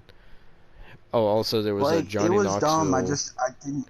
Johnny Knoxville had two garbage can lids, and he bashed them into Sami Zayn's head like they were cymbals, and you could obviously tell they were aluminum by the way they were bending. And also, fucking, they used a stop sign and a cookie sheet, and fucking Michael Cole was trying to say how devastating it was to get hit with a cookie sheet. So bad. Oh man. But the way the match ended was Johnny Knoxville had this giant fucking mousetrap, and he put Sami Zayn on it, and he went to set off the trap, and the trap like fucked up and it wasn't setting, and then it finally triggered and it fucking hit Johnny Knoxville in the head before it hit Sami Zayn, and then he just no-sold it and pinned Sami Zayn, and fucking Johnny Knoxville defeated Sami Zayn. And so yeah, Austin, your thoughts? I mean, like I said, I wouldn't have been too mad if it was on like Jackass or whatever. That would have been fine. But in a wrestling ring, at WrestleMania, I couldn't enjoy it that much really. The funniest part about this is like this whole Johnny Knoxville thing, him being in the Rumble, him being on Smackdown, him being in a match at Mania. It's just all promotion for the new Jackass movie. That's all it is. It's on digital. It's not even in theaters no more. Yeah. Well, that match, and after that was the women's. The Fatal 4-Way Women's Tag Team Championship match. He had the champions, Queen Zelina and Carmella, which I found out apparently this was Zelina's first WrestleMania match, I guess. Going against the team of Sasha and Naomi, or as they were being called, Boss Glow. Going against Liv Morgan and Rhea Ripley, and also the makeshift team that literally got together 2 weeks ago. The two women that all they do is put them in tag teams and do nothing else with them, Shayna Baszler and Natalya. And I will say, Liv Morgan in the fucking tight black pants had me fucking acting up during this match. But other than that, this match was fucking terrible. This is why, if you remember, last year, for the WrestleMania 37 review, when I talked about that god awful women's tag team championship match. I know you remember this, Austin. I said I am never watching a women's tag team championship match again, and I haven't for a whole year until this match. And because of the teams that were in it, I was like, okay, maybe this won't be that bad. Like, because last year, remember, they had fucking Nia Jax in there. They had Lana in there. They had Dana Brooke in there. Okay? So, when I saw Sasha, Naomi, Liv, Rhea, Shayna, Natalya, I'm like, okay, they actually got some decent wrestlers. The only terrible wrestler in this match was Carmella, to be fair. And the match was just sloppy. It, like, the rules just made no sense with tagging in, because, like, it was just like anybody could tag in at any time, and it was just, like, so uncoordinated. They were botching a lot of moves, especially Carmella. Carmella was fucking botching everything. It was pissing me off. Like,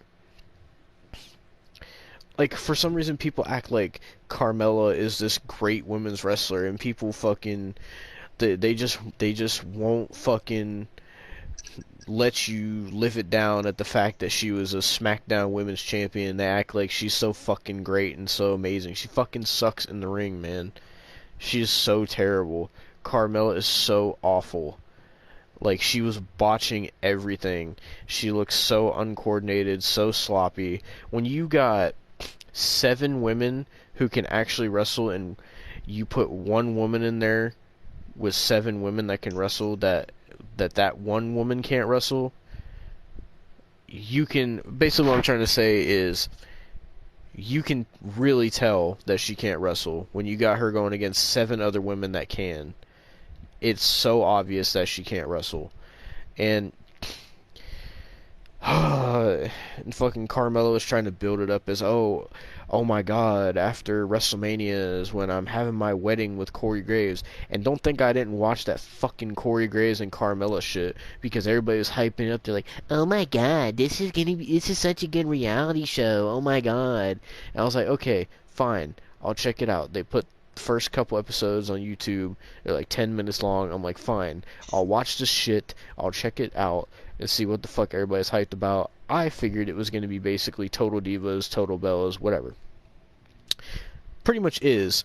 And all it is just Carmella being a fucking cunt, and nothing's good enough for her, and she wants this and this and this, and this, like, her and Corey Graves were shopping for a fucking house, and oh, this closet's not big enough for all my clothes. How much fucking clothes do you got? Like, goddamn. And like all Corey asked for was just he wanted to put some of his paintings up, and then she was like acting all like, ugh, I don't want to put those up. Like, fuck you, you fucking cunt. Like, I don't, like, I'm not trying to hate on their personal life or anything, but like why would you want to be in a relationship with somebody like that? Like when she's literally gonna dedicate an entire room to just her fucking clothes, because apparently that's how much she had, that she needed to dedicate an entire room of the house. Not even thinking about where fucking Corey's kids are gonna sleep. She didn't care about that, but she cared about where all her fucking wardrobe is gonna go. Anyway, that's all Corey and Carmella was. Just Total Divas, Total Bellas bullshit. It was fucking awful. There's only like 3 or 4 episodes, and that's it. They're not doing it no more. So who the fuck even? Why even do the fucking thing in the? Why even do it in the first place? It's so stupid. And then to make things worse, on the Raw after Mania, they fucking had a segment where they were fucking making out, and apparently they're getting married this week. And I just don't care anymore. Fuck Carmella. I said this last year when we were doing all the reviews and how bad Carmella was. I said she fucking sucks. Like, she was fucking terrible in this match. Like, every single move that she did, she was messing it up, and she fucking screams. She wears that ridiculous fucking face mask when she wrestles. Like, she's awful. Especially when you compare her to everyone else in this match who actually has wrestling talent. But anyway, I'm probably gonna get the fucking Carmella stans mad at me. I don't fucking care. Like, But this match was extremely sloppy. Every time they do women's matches like this, they're always sloppy. Even though the rest of these women could wrestle, it was just so sloppy. It was uncoordinated. There was botches, and like for some reason, after a certain amount of time, like Shayna and Natalya and fucking Liv and Rhea Ripley just died, I guess, because they just didn't get involved with the match anymore after a certain spot. It was like a diving spot, and then like the last like 5 minutes of the match was just Sasha and Naomi and Zelina and Carmella or whatever fucking team they were going against, and Sasha and Naomi won. Thank fucking God. I was tired of Queen Zelina and the Queen Zelina gimmick is so. They had her win Queen of the Ring, Austin. What was the point? What was the point of having Xavier Woods win King of the Ring? They did nothing with. They never do anything with King of the Ring. Ever. They don't do any. What is the point of doing a fucking tournament? They don't do anything. They're supposed to be guaranteed a goddamn title match, and then they instead of that they turn it into a fucking gimmick. Oh, here's King Woods and Queen Zelina, and because we're King and Queen, all of a sudden we're gonna start talking in an English accent because King Booker did it. So let's just redo what King Booker did. Like, I don't understand. I mean, take it this way. Would you want Queen Zelina or would you want Queen Dewdrop? Jesus fucking Christ. Because that was a possibility there. I know. As sad as it is, I know. But I would have liked for Zelina to at least have gotten the fucking women's championship match, but no, they just threw her into the fucking team with Carmella. That made no sense. You want to know why they were a team? Because fucking last year before WrestleMania, for some unknown reason, they were Sasha Banks' lackeys, and then all of a sudden they just weren't. And then they just stayed a team because guess what? They have no other fucking teams. Look at the fucking shit. As a matter of fact, on the Raw after Mania, they broke up Zelina and Carmella. So there's another fucking team gone. Literally for this fucking match, Austin, they made every team in this match. They made every team in this match. Not a single team in this match was an actual fucking team. Not a single team. Devon, but did you not see also? They're teasing the breakup of Rhea and Liv too? Yeah, I saw. Don't think I fucking saw that too. So you're telling me an entire fucking tag team division is just going to be Sasha and Naomi and Shayna and Natalya? So you're telling me a team that's actually decent in Sasha and Naomi, team bad, whatever you want to call them, Bosco, whatever the fuck you want to call them, you have that, and then the only team they're going to have to go against is fucking boring ass fucking plain piece of white bread Natalya and fucking Shayna Baszler that they do nothing with besides sticker and tag teams. And that's it. Who knows? Maybe they'll bring up Raquel and Dakota. Oh yeah, what a run that was. They win the titles at TakeOver and then lose them on. They lost them fucking today. Wow, you know what? And you know what? That happened the first time they won that too, because they were the first ever goddamn NXT Women's Tag Team Champions. And guess what? They fucking lost it immediately. So fucking fuck it. Fuck all the Women's Tag Team Champions. I'm so sick of these fucking titles. At least for the NXT one, at least they have actual teams. But even then, it's still fucking bad. But the main roster, these titles need to fucking go.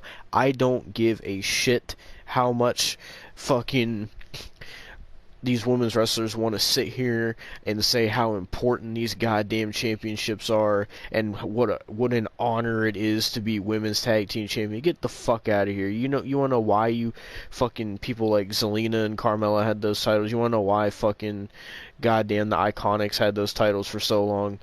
Because the only people that hold those titles, like, besides when they give it to people like Sasha and Bayley, or fucking when Charlotte and Asuka had it, besides people like that where they give it to them just to make them look good with another championship, when people like the Iconics, which I like the Iconics, but like people like the Iconics, Nia and Shayna, Carmella and Zelina, like people like that, they give them those titles because they're not fucking good enough to be Raw Women's Champion. They'll never be anywhere close to getting a Raw Women's Championship.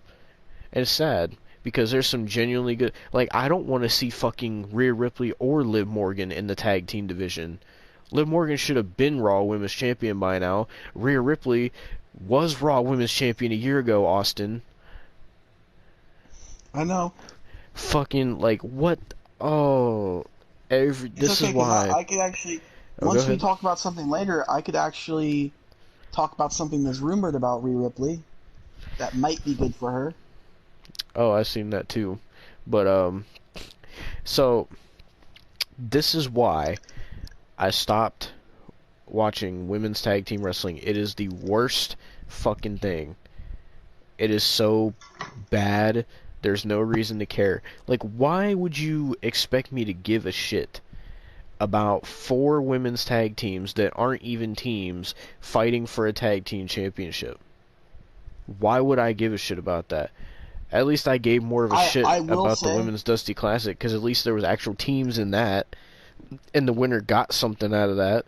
But for this, it's just, we don't got nothing to do for Sasha Banks this year. Let's put her with Naomi, because why not? Oh, well, Rhea Ripley and Liv Morgan aren't doing nothing. Oh, let's put them as a team. Oh, Shayna and Natalya, they're just fucking sitting in catering. Oh, let's put them as a team. Like, just for the sake of having teams, because they have no division. They have 0 division. How can you be proud? How can you be proud of holding championships when you have no fucking division to defend? Like, do you know how pointless that is? To have a... That'd be like, for the world title, if, with how long Roman Reigns has had it, that'd be like for that title, if Roman Reigns was saying how he's like the greatest of all time and all that. And imagine he had no division to defend that title against. Like, it's so pointless to say that. Oh, I'm defending this title. Oh, I'm this champion, but I have no one to defend it against. But I'm so proud to be champion, even though I have no division and no one to defend it against. What's even the point of being... What is the point of being a champion or having a championship when you have no fucking division? What's even the point? You might as well just fucking use the fucking goddamn fucking championship to wipe your fucking ass. I gotta be completely honest. I'm a little confused. Like, when it comes to, like, some of the people that were left off this pay-per-view, like, when it comes to women's wrestlers, because why is not Natalya and Shayna a team? Because wasn't Natalya teaming with Tamina for a bit? Like, that's what I thought.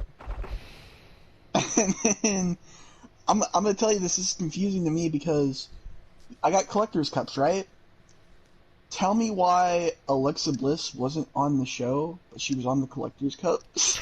Because she's fucking Alexa Bliss, and I don't know who the fuck were they gonna team her with? Nikki Ass? I don't know, like, who they would have teamed her with.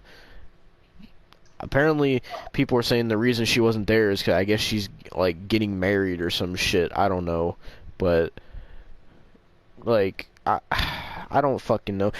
Alexa Bliss wouldn't have made this match better. She's not a good wrestler. I would have rather seen her than Carmella, though. I'll be honest, me too. Like, at least we get to see her ass in that case. Oh, God. Like, every time I talk, this is why I don't watch women's tag team wrestling anymore, and this is why I said this a year ago with how bad that was. Like, and there's people that genuinely care. Like, yes, it was nice to see Sasha and Naomi win the title, which, by the way, Austin, I don't know if you knew this, but this was Sasha Banks' first WrestleMania win, so now she's fucking 1-6, if you didn't know that. She's 1-6 at WrestleMania now. That's the thing. I genuinely didn't give a fuck, because this is the match that they had her win. Mm-hmm. Why would I care? Why would I care? Like, it was cool that they won, but Sasha's already been women's tag team champion twice before this.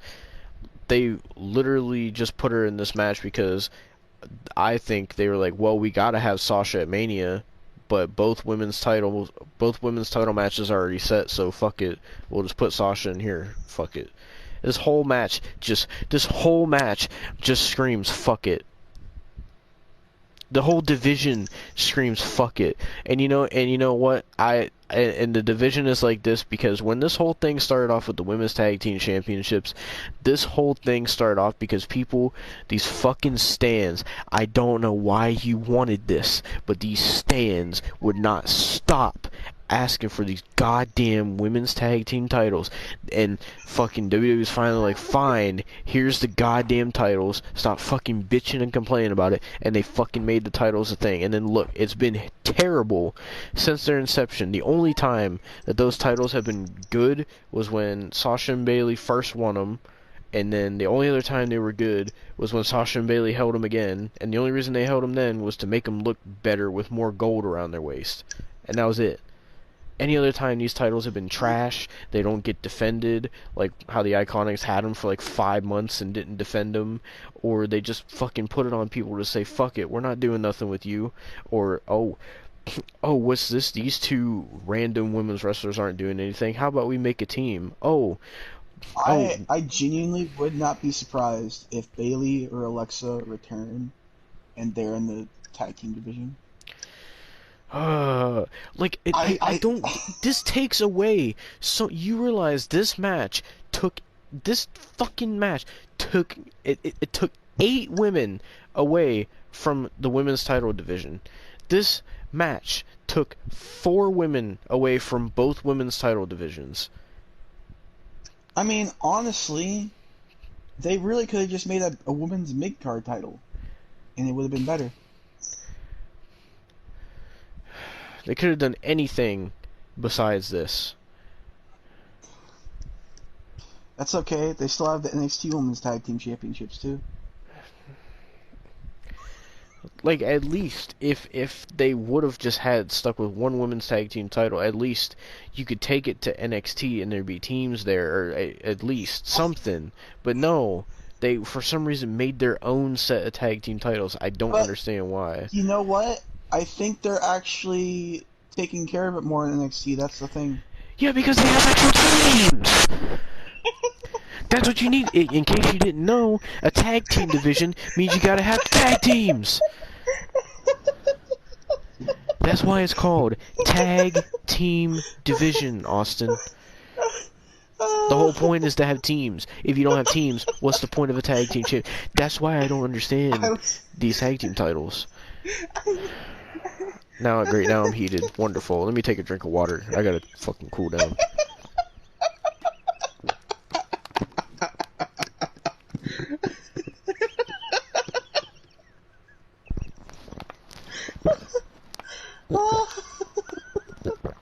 It's great to be back.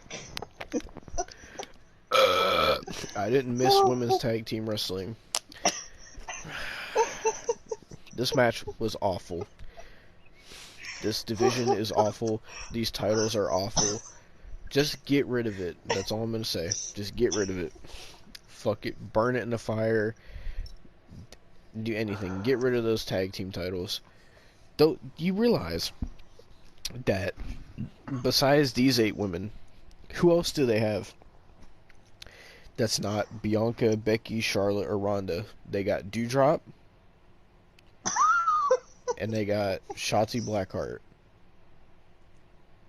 And that's it. You forget about Tamina. Okay, Tamina and fucking Nikki Ass and fucking Alexa. There you go. What a division! 3 women on Raw, 2 on SmackDown. Oh, but if Bayley comes back, oh great, SmackDown's up 1. Oh, but where's Asuka? She's been out for a fucking year. She probably is she even gonna come back? She actually. At this point? I don't know. She actually hasn't been out for a year. She's been out since Money in the Bank. Almost a year. Getting close fucking enough. I'm wondering at this point, because she said she's not injured, so what the fuck is she doing? Is she just taking a hiatus?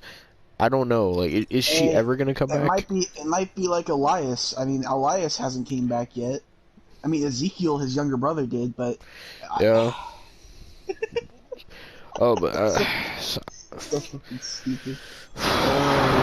So Sasha and Naomi won. Oh, also I should mention they were the only ones that really had a WrestleMania entrance because, well, not even Naomi. They had Naomi come out and then Sasha got to come out in a Lamborghini and then they drove it like 15 feet and then got out of it. So that was fucking pointless. Um, oh, by the way, was the Lamborghini loud in the arena? A little bit, yeah. Well, besides that, this match was awful. Fuck women's tag team wrestling. I don't give a fuck what anybody says. Fuck it. It's terrible. And we'll see, Austin. When another year passes at WrestleMania 39, we'll see what women's tag team match they have then. Because I guarantee you, I will be fucking talking about it again a year from now.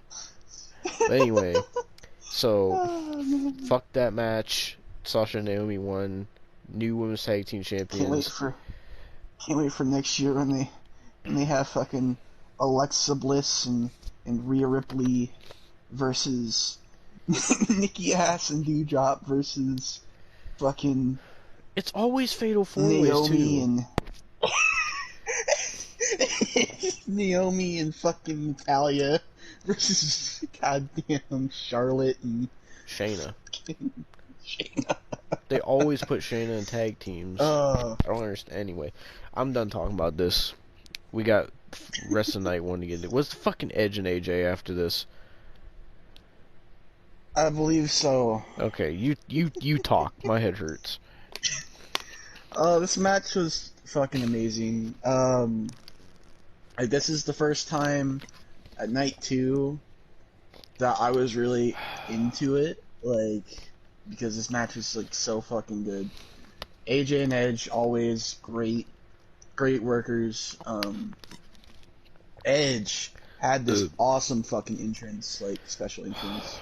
Like he rose up on a throne around fire and shit.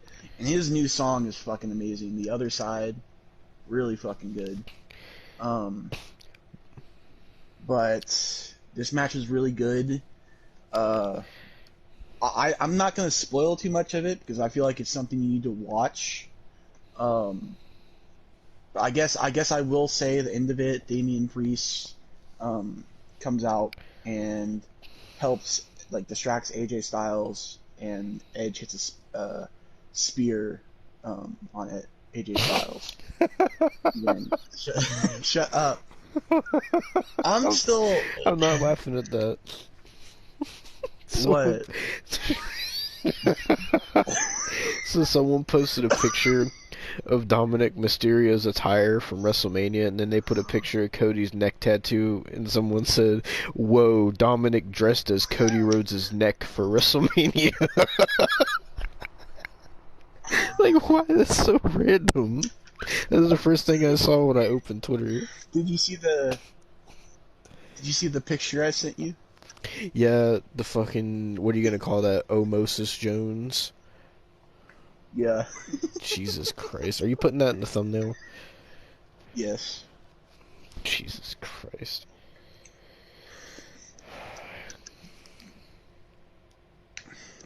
But the match was really good. I suggest you watch it. I'm not going to say anything else about it. But I will say that it is rumored that Edge is having a faction, obviously, with Damian Priest, but it's rumored that the other two members will be Tommaso Ciampa and Rhea Ripley.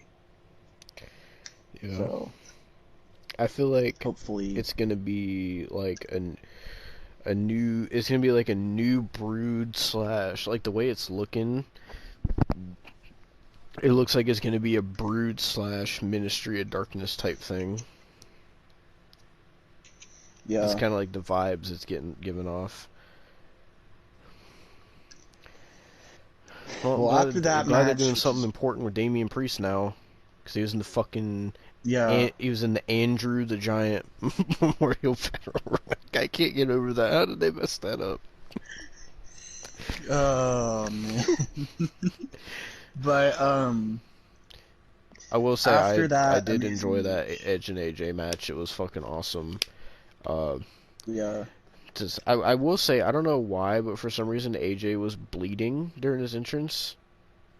I don't. Oh, apparently he clipped the side of the stage Mm, on his way out. damn. I will say, Yeah. like Edge's WrestleMania gear looks so sick. Like the purple, like it was so Yeah. sick. Um, but yeah, that's all I gotta say about that match. I thought AJ was gonna win. I did not know they were gonna do the Damian Priest thing. Yeah, I mean it leads for more of a storyline, so Yeah. I'll take it. If there's more Edge and AJ matches, I'll take it. Like, God, what was after this match? Was it the fucking other tag team it match? was it was the New Day versus Ridge Holland and Sheamus with Butch. Oh, do you mean the match that got cut from night one? Yes. So this match sucked. Yeah, I recorded the entrances and then I sat down to look at how good the like video was, and then it ended. I don't even know what the fuck happened. So So Kofi and King Woods came out dressed as Big E to do like a tribute to Big E since Big E got his neck broken by Ridge Holland, which they actually showed that in the promo. So that was great to see that again. Thanks WWE. Uh, and what the New Day just has such bad luck with injuries. Like Big E's been injured before. Woods always gets injured. Kofi's like the only one that doesn't get injured. can you tell me why the New Day is even still together at this point? Like, I don't know fuck. because I thought they, had Big E doing his own thing, and then they had Woods doing his own thing, being King Woods, and then Kofi's just kind of floating around, and then, but it just seems like at any place, at any time, the New Day just back together like they're the fucking Avengers. Like, It's just like I can't. it's like they're just like, oh, New Day assemble, and then all three members are just there at the fucking drop of a hat. Like, legitimately, they've been a thing since 2014. It's been 8 years. All right. Sorry, my I fucking don't controller even. was about to die, so I had to hurry up and save the audio. So we were talking about the Ridge Holland and Sheamus versus New Day match. Oh yeah, I was saying how the New Day's been together for fucking 8 years. Yeah, didn't they Like, first get fuck. together in 2015, right? I thought it was 2014. Where the fuck it was. Yeah, I'm pretty sure it was the end of 2014. So this year would be 8 years. You know, time flies, man. I remember when they first got together, and I thought, like, I remember their whole first promos were like them in like a church group and stuff with like choir and all that, and I remember thinking, I was like, yeah, this is probably gonna go nowhere, but turned out better than I thought it ever would have.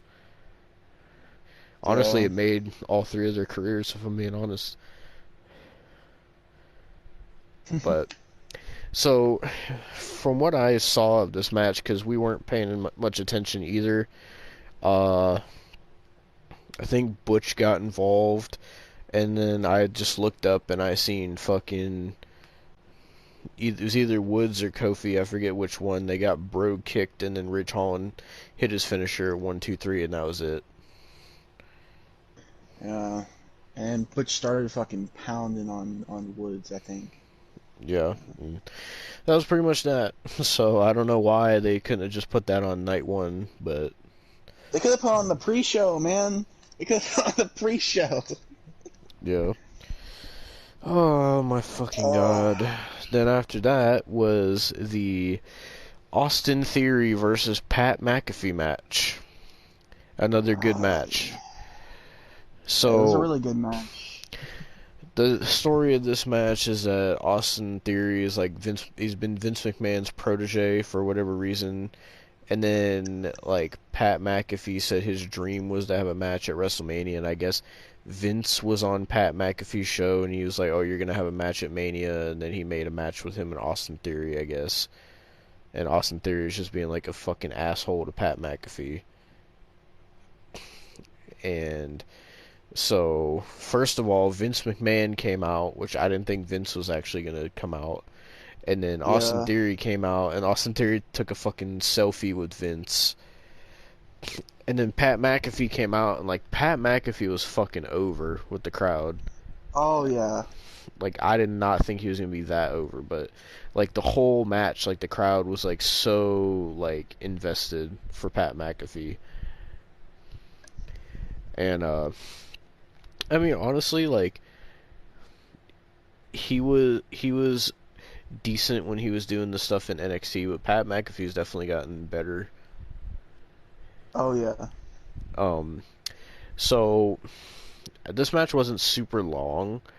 It was good. One big spot was they hit a really fucking big superplex that got a loud pop. Um, but I mean, there wasn't really much else to say about this match besides like the crowd was really invested. They were really rooting for Pat McAfee, uh, and Pat McAfee got the win over Austin Theory. And then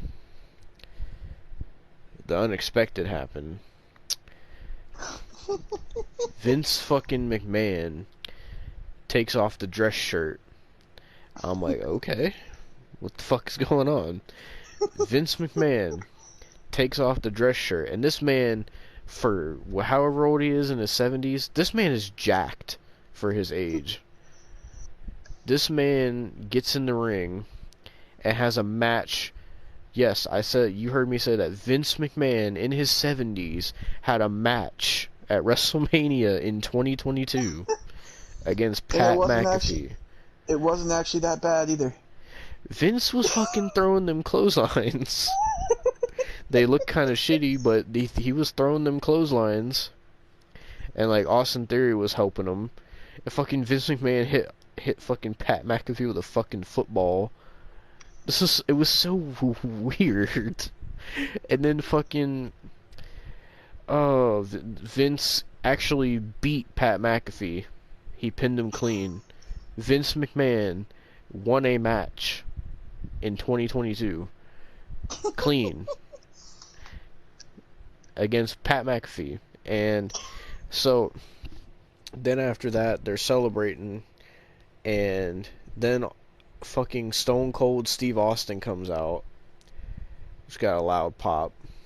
And you remember how I said for the earlier for night one, I said this wasn't the last stunner we were going to see at Mania. Well, Stone Cold comes out and he immediately stuns Austin Theory, which Austin Theory did a really good sell for that.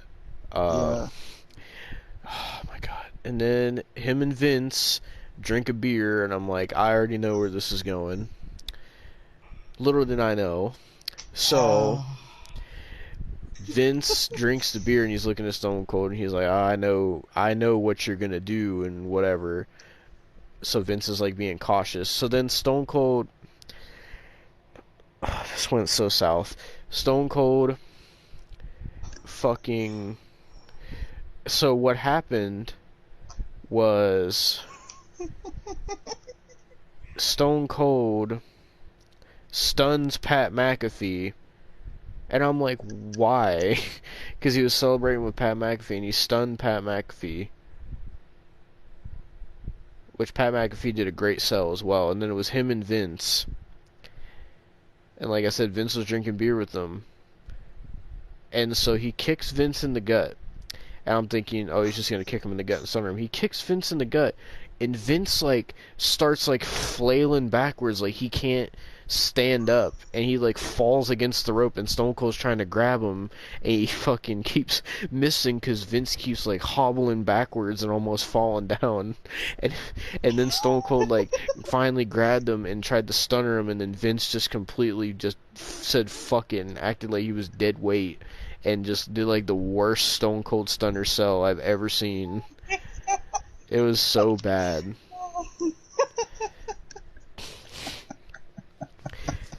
Oh, Jesus. And then, the funny part was, I saw that botch live. What did you think of it? It looked even worse. It looked even worse live, I can tell you that. Jesus. because thankfully, you couldn't tell what fucking was really going on. Like, it was at the side of the ring where you could like somewhat tell what was going on, but at that point we didn't know what was going on. So you're like, what the fuck mhm. happened? And then we looked at the Tron, and you see the botch, and you're like, oh my fucking god. Yeah, well, thankfully Byron Saxton knew enough not to get involved in this segment, or he would have got stunned again. Yeah, And the segment pretty much ended with Stone Cold celebrating again. So, so fuck Pat McAfee, I guess. Um, yeah. and then after that, it was finally time, Austin. Finally time for what they were calling the biggest match the biggest WrestleMania match of all time. Winner take all for the WWE and Universal Championship. Brock Lesnar versus Roman Reigns. Part 3. This is the third WrestleMania main event that they fought each other. And this was the most hyped up match of WrestleMania, the biggest storyline they had going on. Everything was in place for this to be a showdown for the ages. And this match fucking sucked. It did. It really fucking did. No, you have no idea too, because I was so hyped for that match too, because like I had all my Brock gear on. Oh my Like I fucking had my god. Brock shirt that I got at the Rumble. I had my Brock flannel, man. Oh, you got the I had my flannel? Brock flannel. Yeah, I bought the flannel before Mania so I could wear it at Mania. And then it was so disappointing, man. So disappointing. So, apparently, from what I've seen, this match was kind of cut short because Roman got injured. So they had to like call an audible. It was supposed to go longer than it did. And it was apparently there's supposed to be more spots than just them hitting their finishers. But so what this match was at the start Roman like was just kicking Brock's ass, and he speared Brock, and he did like 4 Superman punches, and Brock kicked out, and Brock was like laughing, and then Brock got the upper hand, started doing the Germans, and then he did an F5, and Roman kicked out, and then Roman went for another spear, and Brock caught him in a Kimura, and I think that's when Roman's arm got injured when he was in the Kimura. Yeah. And then after that, like Brock tried to go for an F5s like several times, and Roman kept countering, and then Roman hit a jumping spear 1, 2, 3, and that was it. All that hype for Yeah. just such a flat finish. And I mean, to be fair, Brock beat Roman the past 2 times they faced at Mania, so I guess Roman finally got his win against Brock, but it had so much hype, and it was just like it was one of those I things mean, where the journey was better than the destination. You know what I mean? yeah. Because the build up was great, but the match was fucking. I can't say anything over other, but the match was ass because it just was not great at all. It was probably the worst Brock and Roman match I've seen. Yeah. It was pretty bad. Like, but after that, Mania was over. Yeah, and so apparently you were talking about people retiring earlier and stuff. So I heard that apparently this was Brock Lesnar's last match. Don't know if it's true, but apparently from what Uh, I've seen, apparently after this match, when Brock went backstage, he said, "I quit." And so I don't know if this is actually going to be Brock's last match. Apparently Brock said after Mania 36, where he lost to Drew, he said that was supposed to be his retirement match, but they convinced him to come back. So I don't know. And you know what's also crazy, Austin? It's been now exactly 10 years since Brock came back to WWE, because he came back like April 2012. I don't want to think about that. Stop. Stop it. Like, it's crazy to think that he had Uh, a 10-year run. Like, it doesn't feel like it. uh, I don't like it. I don't like I it. don't either. Who would have thought back in 2012 that Brock was gonna, like, when he came back, like, who thought that he at that time that he was gonna be around for 10 years? I wouldn't have thought that. But Yeah. I mean, honestly, like, I love, like, early on Brock, but I gotta be honest, like, this run was probably his best run that he's had. Through the fucking Yeah. Suplex City shit and the fucking Party Brock shit with the boombox and the fucking just the ending the streak and becoming the first, well, not first, but uh having the whole fucking Suplex City thing start and being WWE World Champion multiple times and Universal Champion multiple times and main eventing WrestleManias and winning the Rumble again and winning the Money in the Bank, like winning an Elimination Chamber which he never competed in before, uh, and all the way till now, like with the fucking Farmer Brock gimmick, probably the best gimmick he's ever done. Like, it is really crazy, like, his run that he's had the past 10 years. But if Brock really is done, then that sucks and makes me sad. Um, Especially for him to go out in this match that sucked. But Yeah. So Roman Reigns is now the unified WWE World Champion. He is both the Universal and WWE Champion.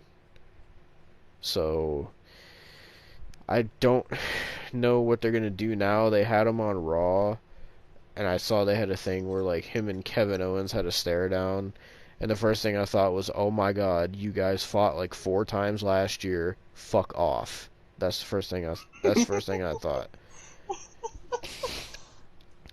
Because I was telling Austin about this, like, now that he's beat Brock, who the fuck is Roman gonna face? Besides, like, Cody Rhodes. That's the only person I can think. Like, he already beat Kevin Owens, he beat Seth Rollins, he beat fucking goddamn Brock Lesnar, he beat John Cena, he beat Goldberg, he beat Cesaro, he beat Finn Balor. Like, beat everybody. Fucking Bray Wyatt, Braun Strowman, throw them in there. Like, he beat everybody. Like, there's no, besides Cody Rhodes right now, there's no major people on the roster that he hasn't beat. Yeah. So that's why I was wondering this question, whether fucking Roman won or whether Brock won. Like, I was gonna ask the same question if Brock won, because I'm like, well, obviously there's people Brock hasn't faced, but like, I was thinking about it, I was like, well, if none of these people could take the title off of Roman, like, how are they gonna make people think that one of these people that Roman beat could take the title off Brock if Brock was the one to beat Roman? So, like, I don't know what they're gonna do with Roman now, because spoiler for Raw after Mania, Cody did a promo talking about the reason he came back is for the WWE Championship. So I'm guessing that means at some point we're gonna get Cody Rhodes versus Roman Reigns. Yeah. But I don't know. Apparently there's I don't know. They haven't revealed it yet. But because I thought there was supposed to be a unified championship. I don't know. Because everybody was posting this championship is basically the WWE championship, but it had like a gold strap, and they're saying that's supposed to be the unified championship. But I don't know. I really don't know what they're gonna do from here. That's a question I had with a lot of things at this WrestleMania. Like, what are they gonna do from here? Where do they go with Roman Reigns? Where do they go with Cody Rhodes? Where do they go with fucking Sami Zayn after this? After being fucking losing to Johnny Knoxville. Where are they gonna go with the Miz and Logan Paul thing? I don't think Logan Paul's gonna keep wrestling, right? So I don't think so. like What are they gonna do with the Raw Tag Team title? Are they just gonna do the RK Bro and the Street Profits again? No one wants to see that. Are they gonna do RK Bro and the fucking Alpha Academy? No. Are they gonna do fucking Chad Gable versus Gable Steveson? I hope not. Stevenson. Are they gonna fucking do a Charlotte and Ronda rematch? Probably. Fucking hope not, man. Are they gonna do a Becky and Bianca rematch? Probably. Like, what are they gonna do with the women's tag team championships? There's no teams. They broke up Queen Zelina and Carmella, and they're teasing breaking up Rhea and Liv. That leaves you, like I said, with Sasha and Naomi and Shayna and Natalya. What are you supposed to go? Where are you supposed to go from here? Is Bayley gonna come back? Because everybody's saying, oh, well, Bayley's ready to come back from her injury. Is she gonna come back on SmackDown? I guess we'll find out on Friday. But like, what? I don't like. Are people from NXT gonna come up to the main roster? Like, what is gonna happen from here? It's so unclear right now. But all that aside, WrestleMania 38 as a whole, it wasn't bad. It is definitely one of the better WrestleManias they've done, I would say. Like, obviously it had its bad points, it had its stinky moments, but it had its really fucking incredible moments too. So Yeah, all around, I think it was a good WrestleMania. Would you say it was better or worse than last year's WrestleMania? I would say it's better than last year's because Is it because you were there? Is that why? it could be that, but also the fact that last year we had stuff like the Fiend losing. Oh man, yeah, You know, I remember that. God damn. and then fucking like like the main event was definitely better than the main event of night 2, but like in terms of like night 1 main event to night 2 main event and main event of night 1 last year, night 1 of this year's blows those both out of the water, I feel. Mm-hmm. Just AJ Styles wasn't just in a tag team match this year. Yeah, So, I will say like know, AJ Styles actually felt like AJ Styles again, rather yeah, than just here's AJ and Omos, the tag team that no one fucking gave a shit about. yeah. I felt like this is a lot more of an important WrestleMania as well. Hmm. So I did see people saying saying that for this WrestleMania, WWE focused more on sports entertainment rather than like the person said they're like I'm glad WWE focused more on sports entertainment this year rather than trying to pander to the indie style of wrestling or something like that, they said. And they're like WWE doesn't need to do that because you got companies like AEW if you want to see indie style of wrestling or something like that, they said. yeah. But Either way, I thought this was a good Mania. I am me too. so fucking tired right now. Like, it was better than I thought it was going to be. Night 1 surprised me with how good it was, and Night 2 kind of disappointed me because I thought it was going to be better than it was. Like, the things to watch back from this WrestleMania: Cody's return, definitely. AJ and Edge, definitely. I'd say watch Pat McAfee and Austin Theory. Uh, and I guess if you watch that, watch the um, fucking Vince segment and the Stone Cold and Kevin Owens. That's what I would trying to think. recommend to watch from this Yeah, Mania. Stone Cold and Kevin Owens. Um, I'm trying to think of what else there was. You could probably watch it. Be good. Um, That's all I fucking the recommend. Logan Paul match. Yeah, I guess Logan if you Paul want to match. see Logan Paul wrestle, yeah. Apparently, I mean, it was better than a lot of people say. I saw that Dominic's gear in that match. I guess it's a tribute to Eddie Guerrero, because apparently, like war, something like that, in ECW or WCW or something.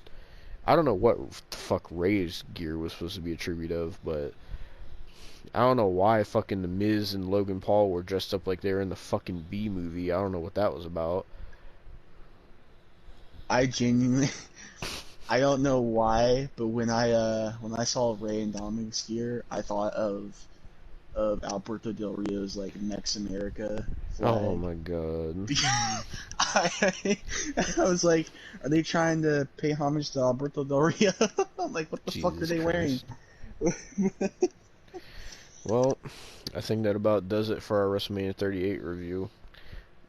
So overall, Oh how would man. you say the WrestleMania experience was being there live in person compared to just watching it at home every year? It was fun. I really enjoyed it. Uh, I wish some of the matches could have been better, but still, it was just a fun experience. Like Hmm. an experience that I probably won't get to have again. Um, Hmm. because for the seats that I got, which they were pretty good seats, but they were like 1,300 for 2 tickets. Damn. Yeah, I don't even want to so imagine how much fucking green shirt guy paid for front row. I don't even want I to know. don't know. For multiple, I would say it'd probably be 10,000. I would say for front row. Oh man. Jesus. Well, that was our review of WrestleMania 38 Night 1 and Night 2. Um, I don't really know what our next wrestling review is going to be. I don't know if we'll talk about WrestleMania Backlash because that's the next pay-per-view. I genuinely Dude, I don't don't want to know talk about WrestleMania Backlash. I don't want to because talk it's about that. probably just going to be rematches, I imagine. Unless, like, I mean, the only thing I'd be interested in is if Cody has some kind of match on WrestleMania Backlash. But other than that, I don't really care.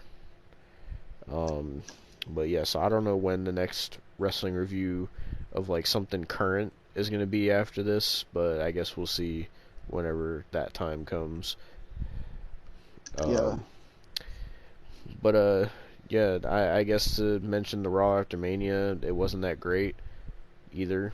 Cody had a good promo. Veer Mahan finally showed up. Oh, by the way, I saw Fightful made an article, and the name sounded really sus, and they didn't mean it that way. It said like Veer Mahan comes very hard on Dominic, and then like takes it to Rey Mysterio or something like that. yeah. There It was was something some like sim that. for some reason. Like there were some girls that were putting their names on like Dominic's name and shit. Oh my god. Yeah. So people simp for Veer Mahan. Yeah. But I mean, I'd say the Raw after Mania was not what it was hyped to be. Like I even saw in the break room at my work, they were playing commercials, and I thought it was for WrestleMania because they kept showing WrestleMania, and then at the end, like the guy was like, "The Raw after WrestleMania this Monday night at 7/9 Central." I'm like, really? You're advertising Raw after Mania, not WrestleMania? Like, what the fuck? But yeah, like usually they hype up Raw after Mania to be like, "Oh my God, it's the Raw after Mania. It's gonna be so insane. You never know what's gonna happen." And this Raw after Mania just sucked. Vince said Ezekiel, and then ended it. Yep. Oh, by the way, did you see Ezekiel took over Elias's Twitter account because he said, "Hey guys, Ezekiel here. I'm taking." Oh, he said Elias is gone, so I'm taking over his Twitter account, and then he was like, "This is his younger brother Ezekiel, by the way."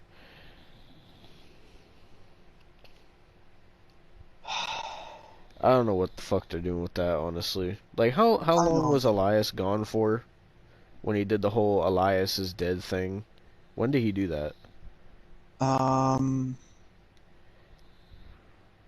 I believe he did it around June last year. Oh, jeez.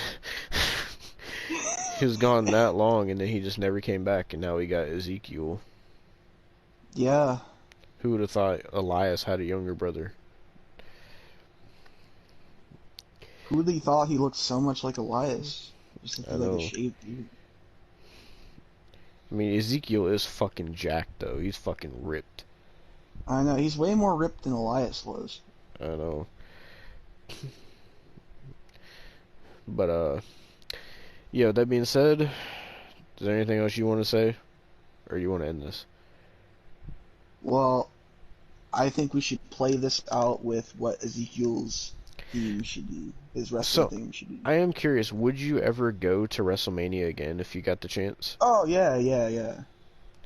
Is it like what they hype up the WrestleMania experience to be like? Yeah, it's pretty fucking amazing.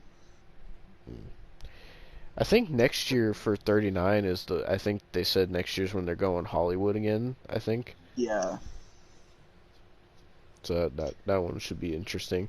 I don't know, we'll find out whenever this gets uploaded. We'll find out, mark my words, from right this moment, a year from now, we will review WrestleMania 39 and we'll see just how much has changed in a year. So remember this moment. Either it's going to be better or we're going to be pretty pissed. So we'll see what happens in a year from now. We're going to play this out with what Ezekiel's theme should be. There will be no stopping. It's when you go harder than somebody, man. This right here, this domination. Thank you for watching, ladies and gentlemen. This has been your review of WrestleMania 38. It's good to be back. Fuck my life.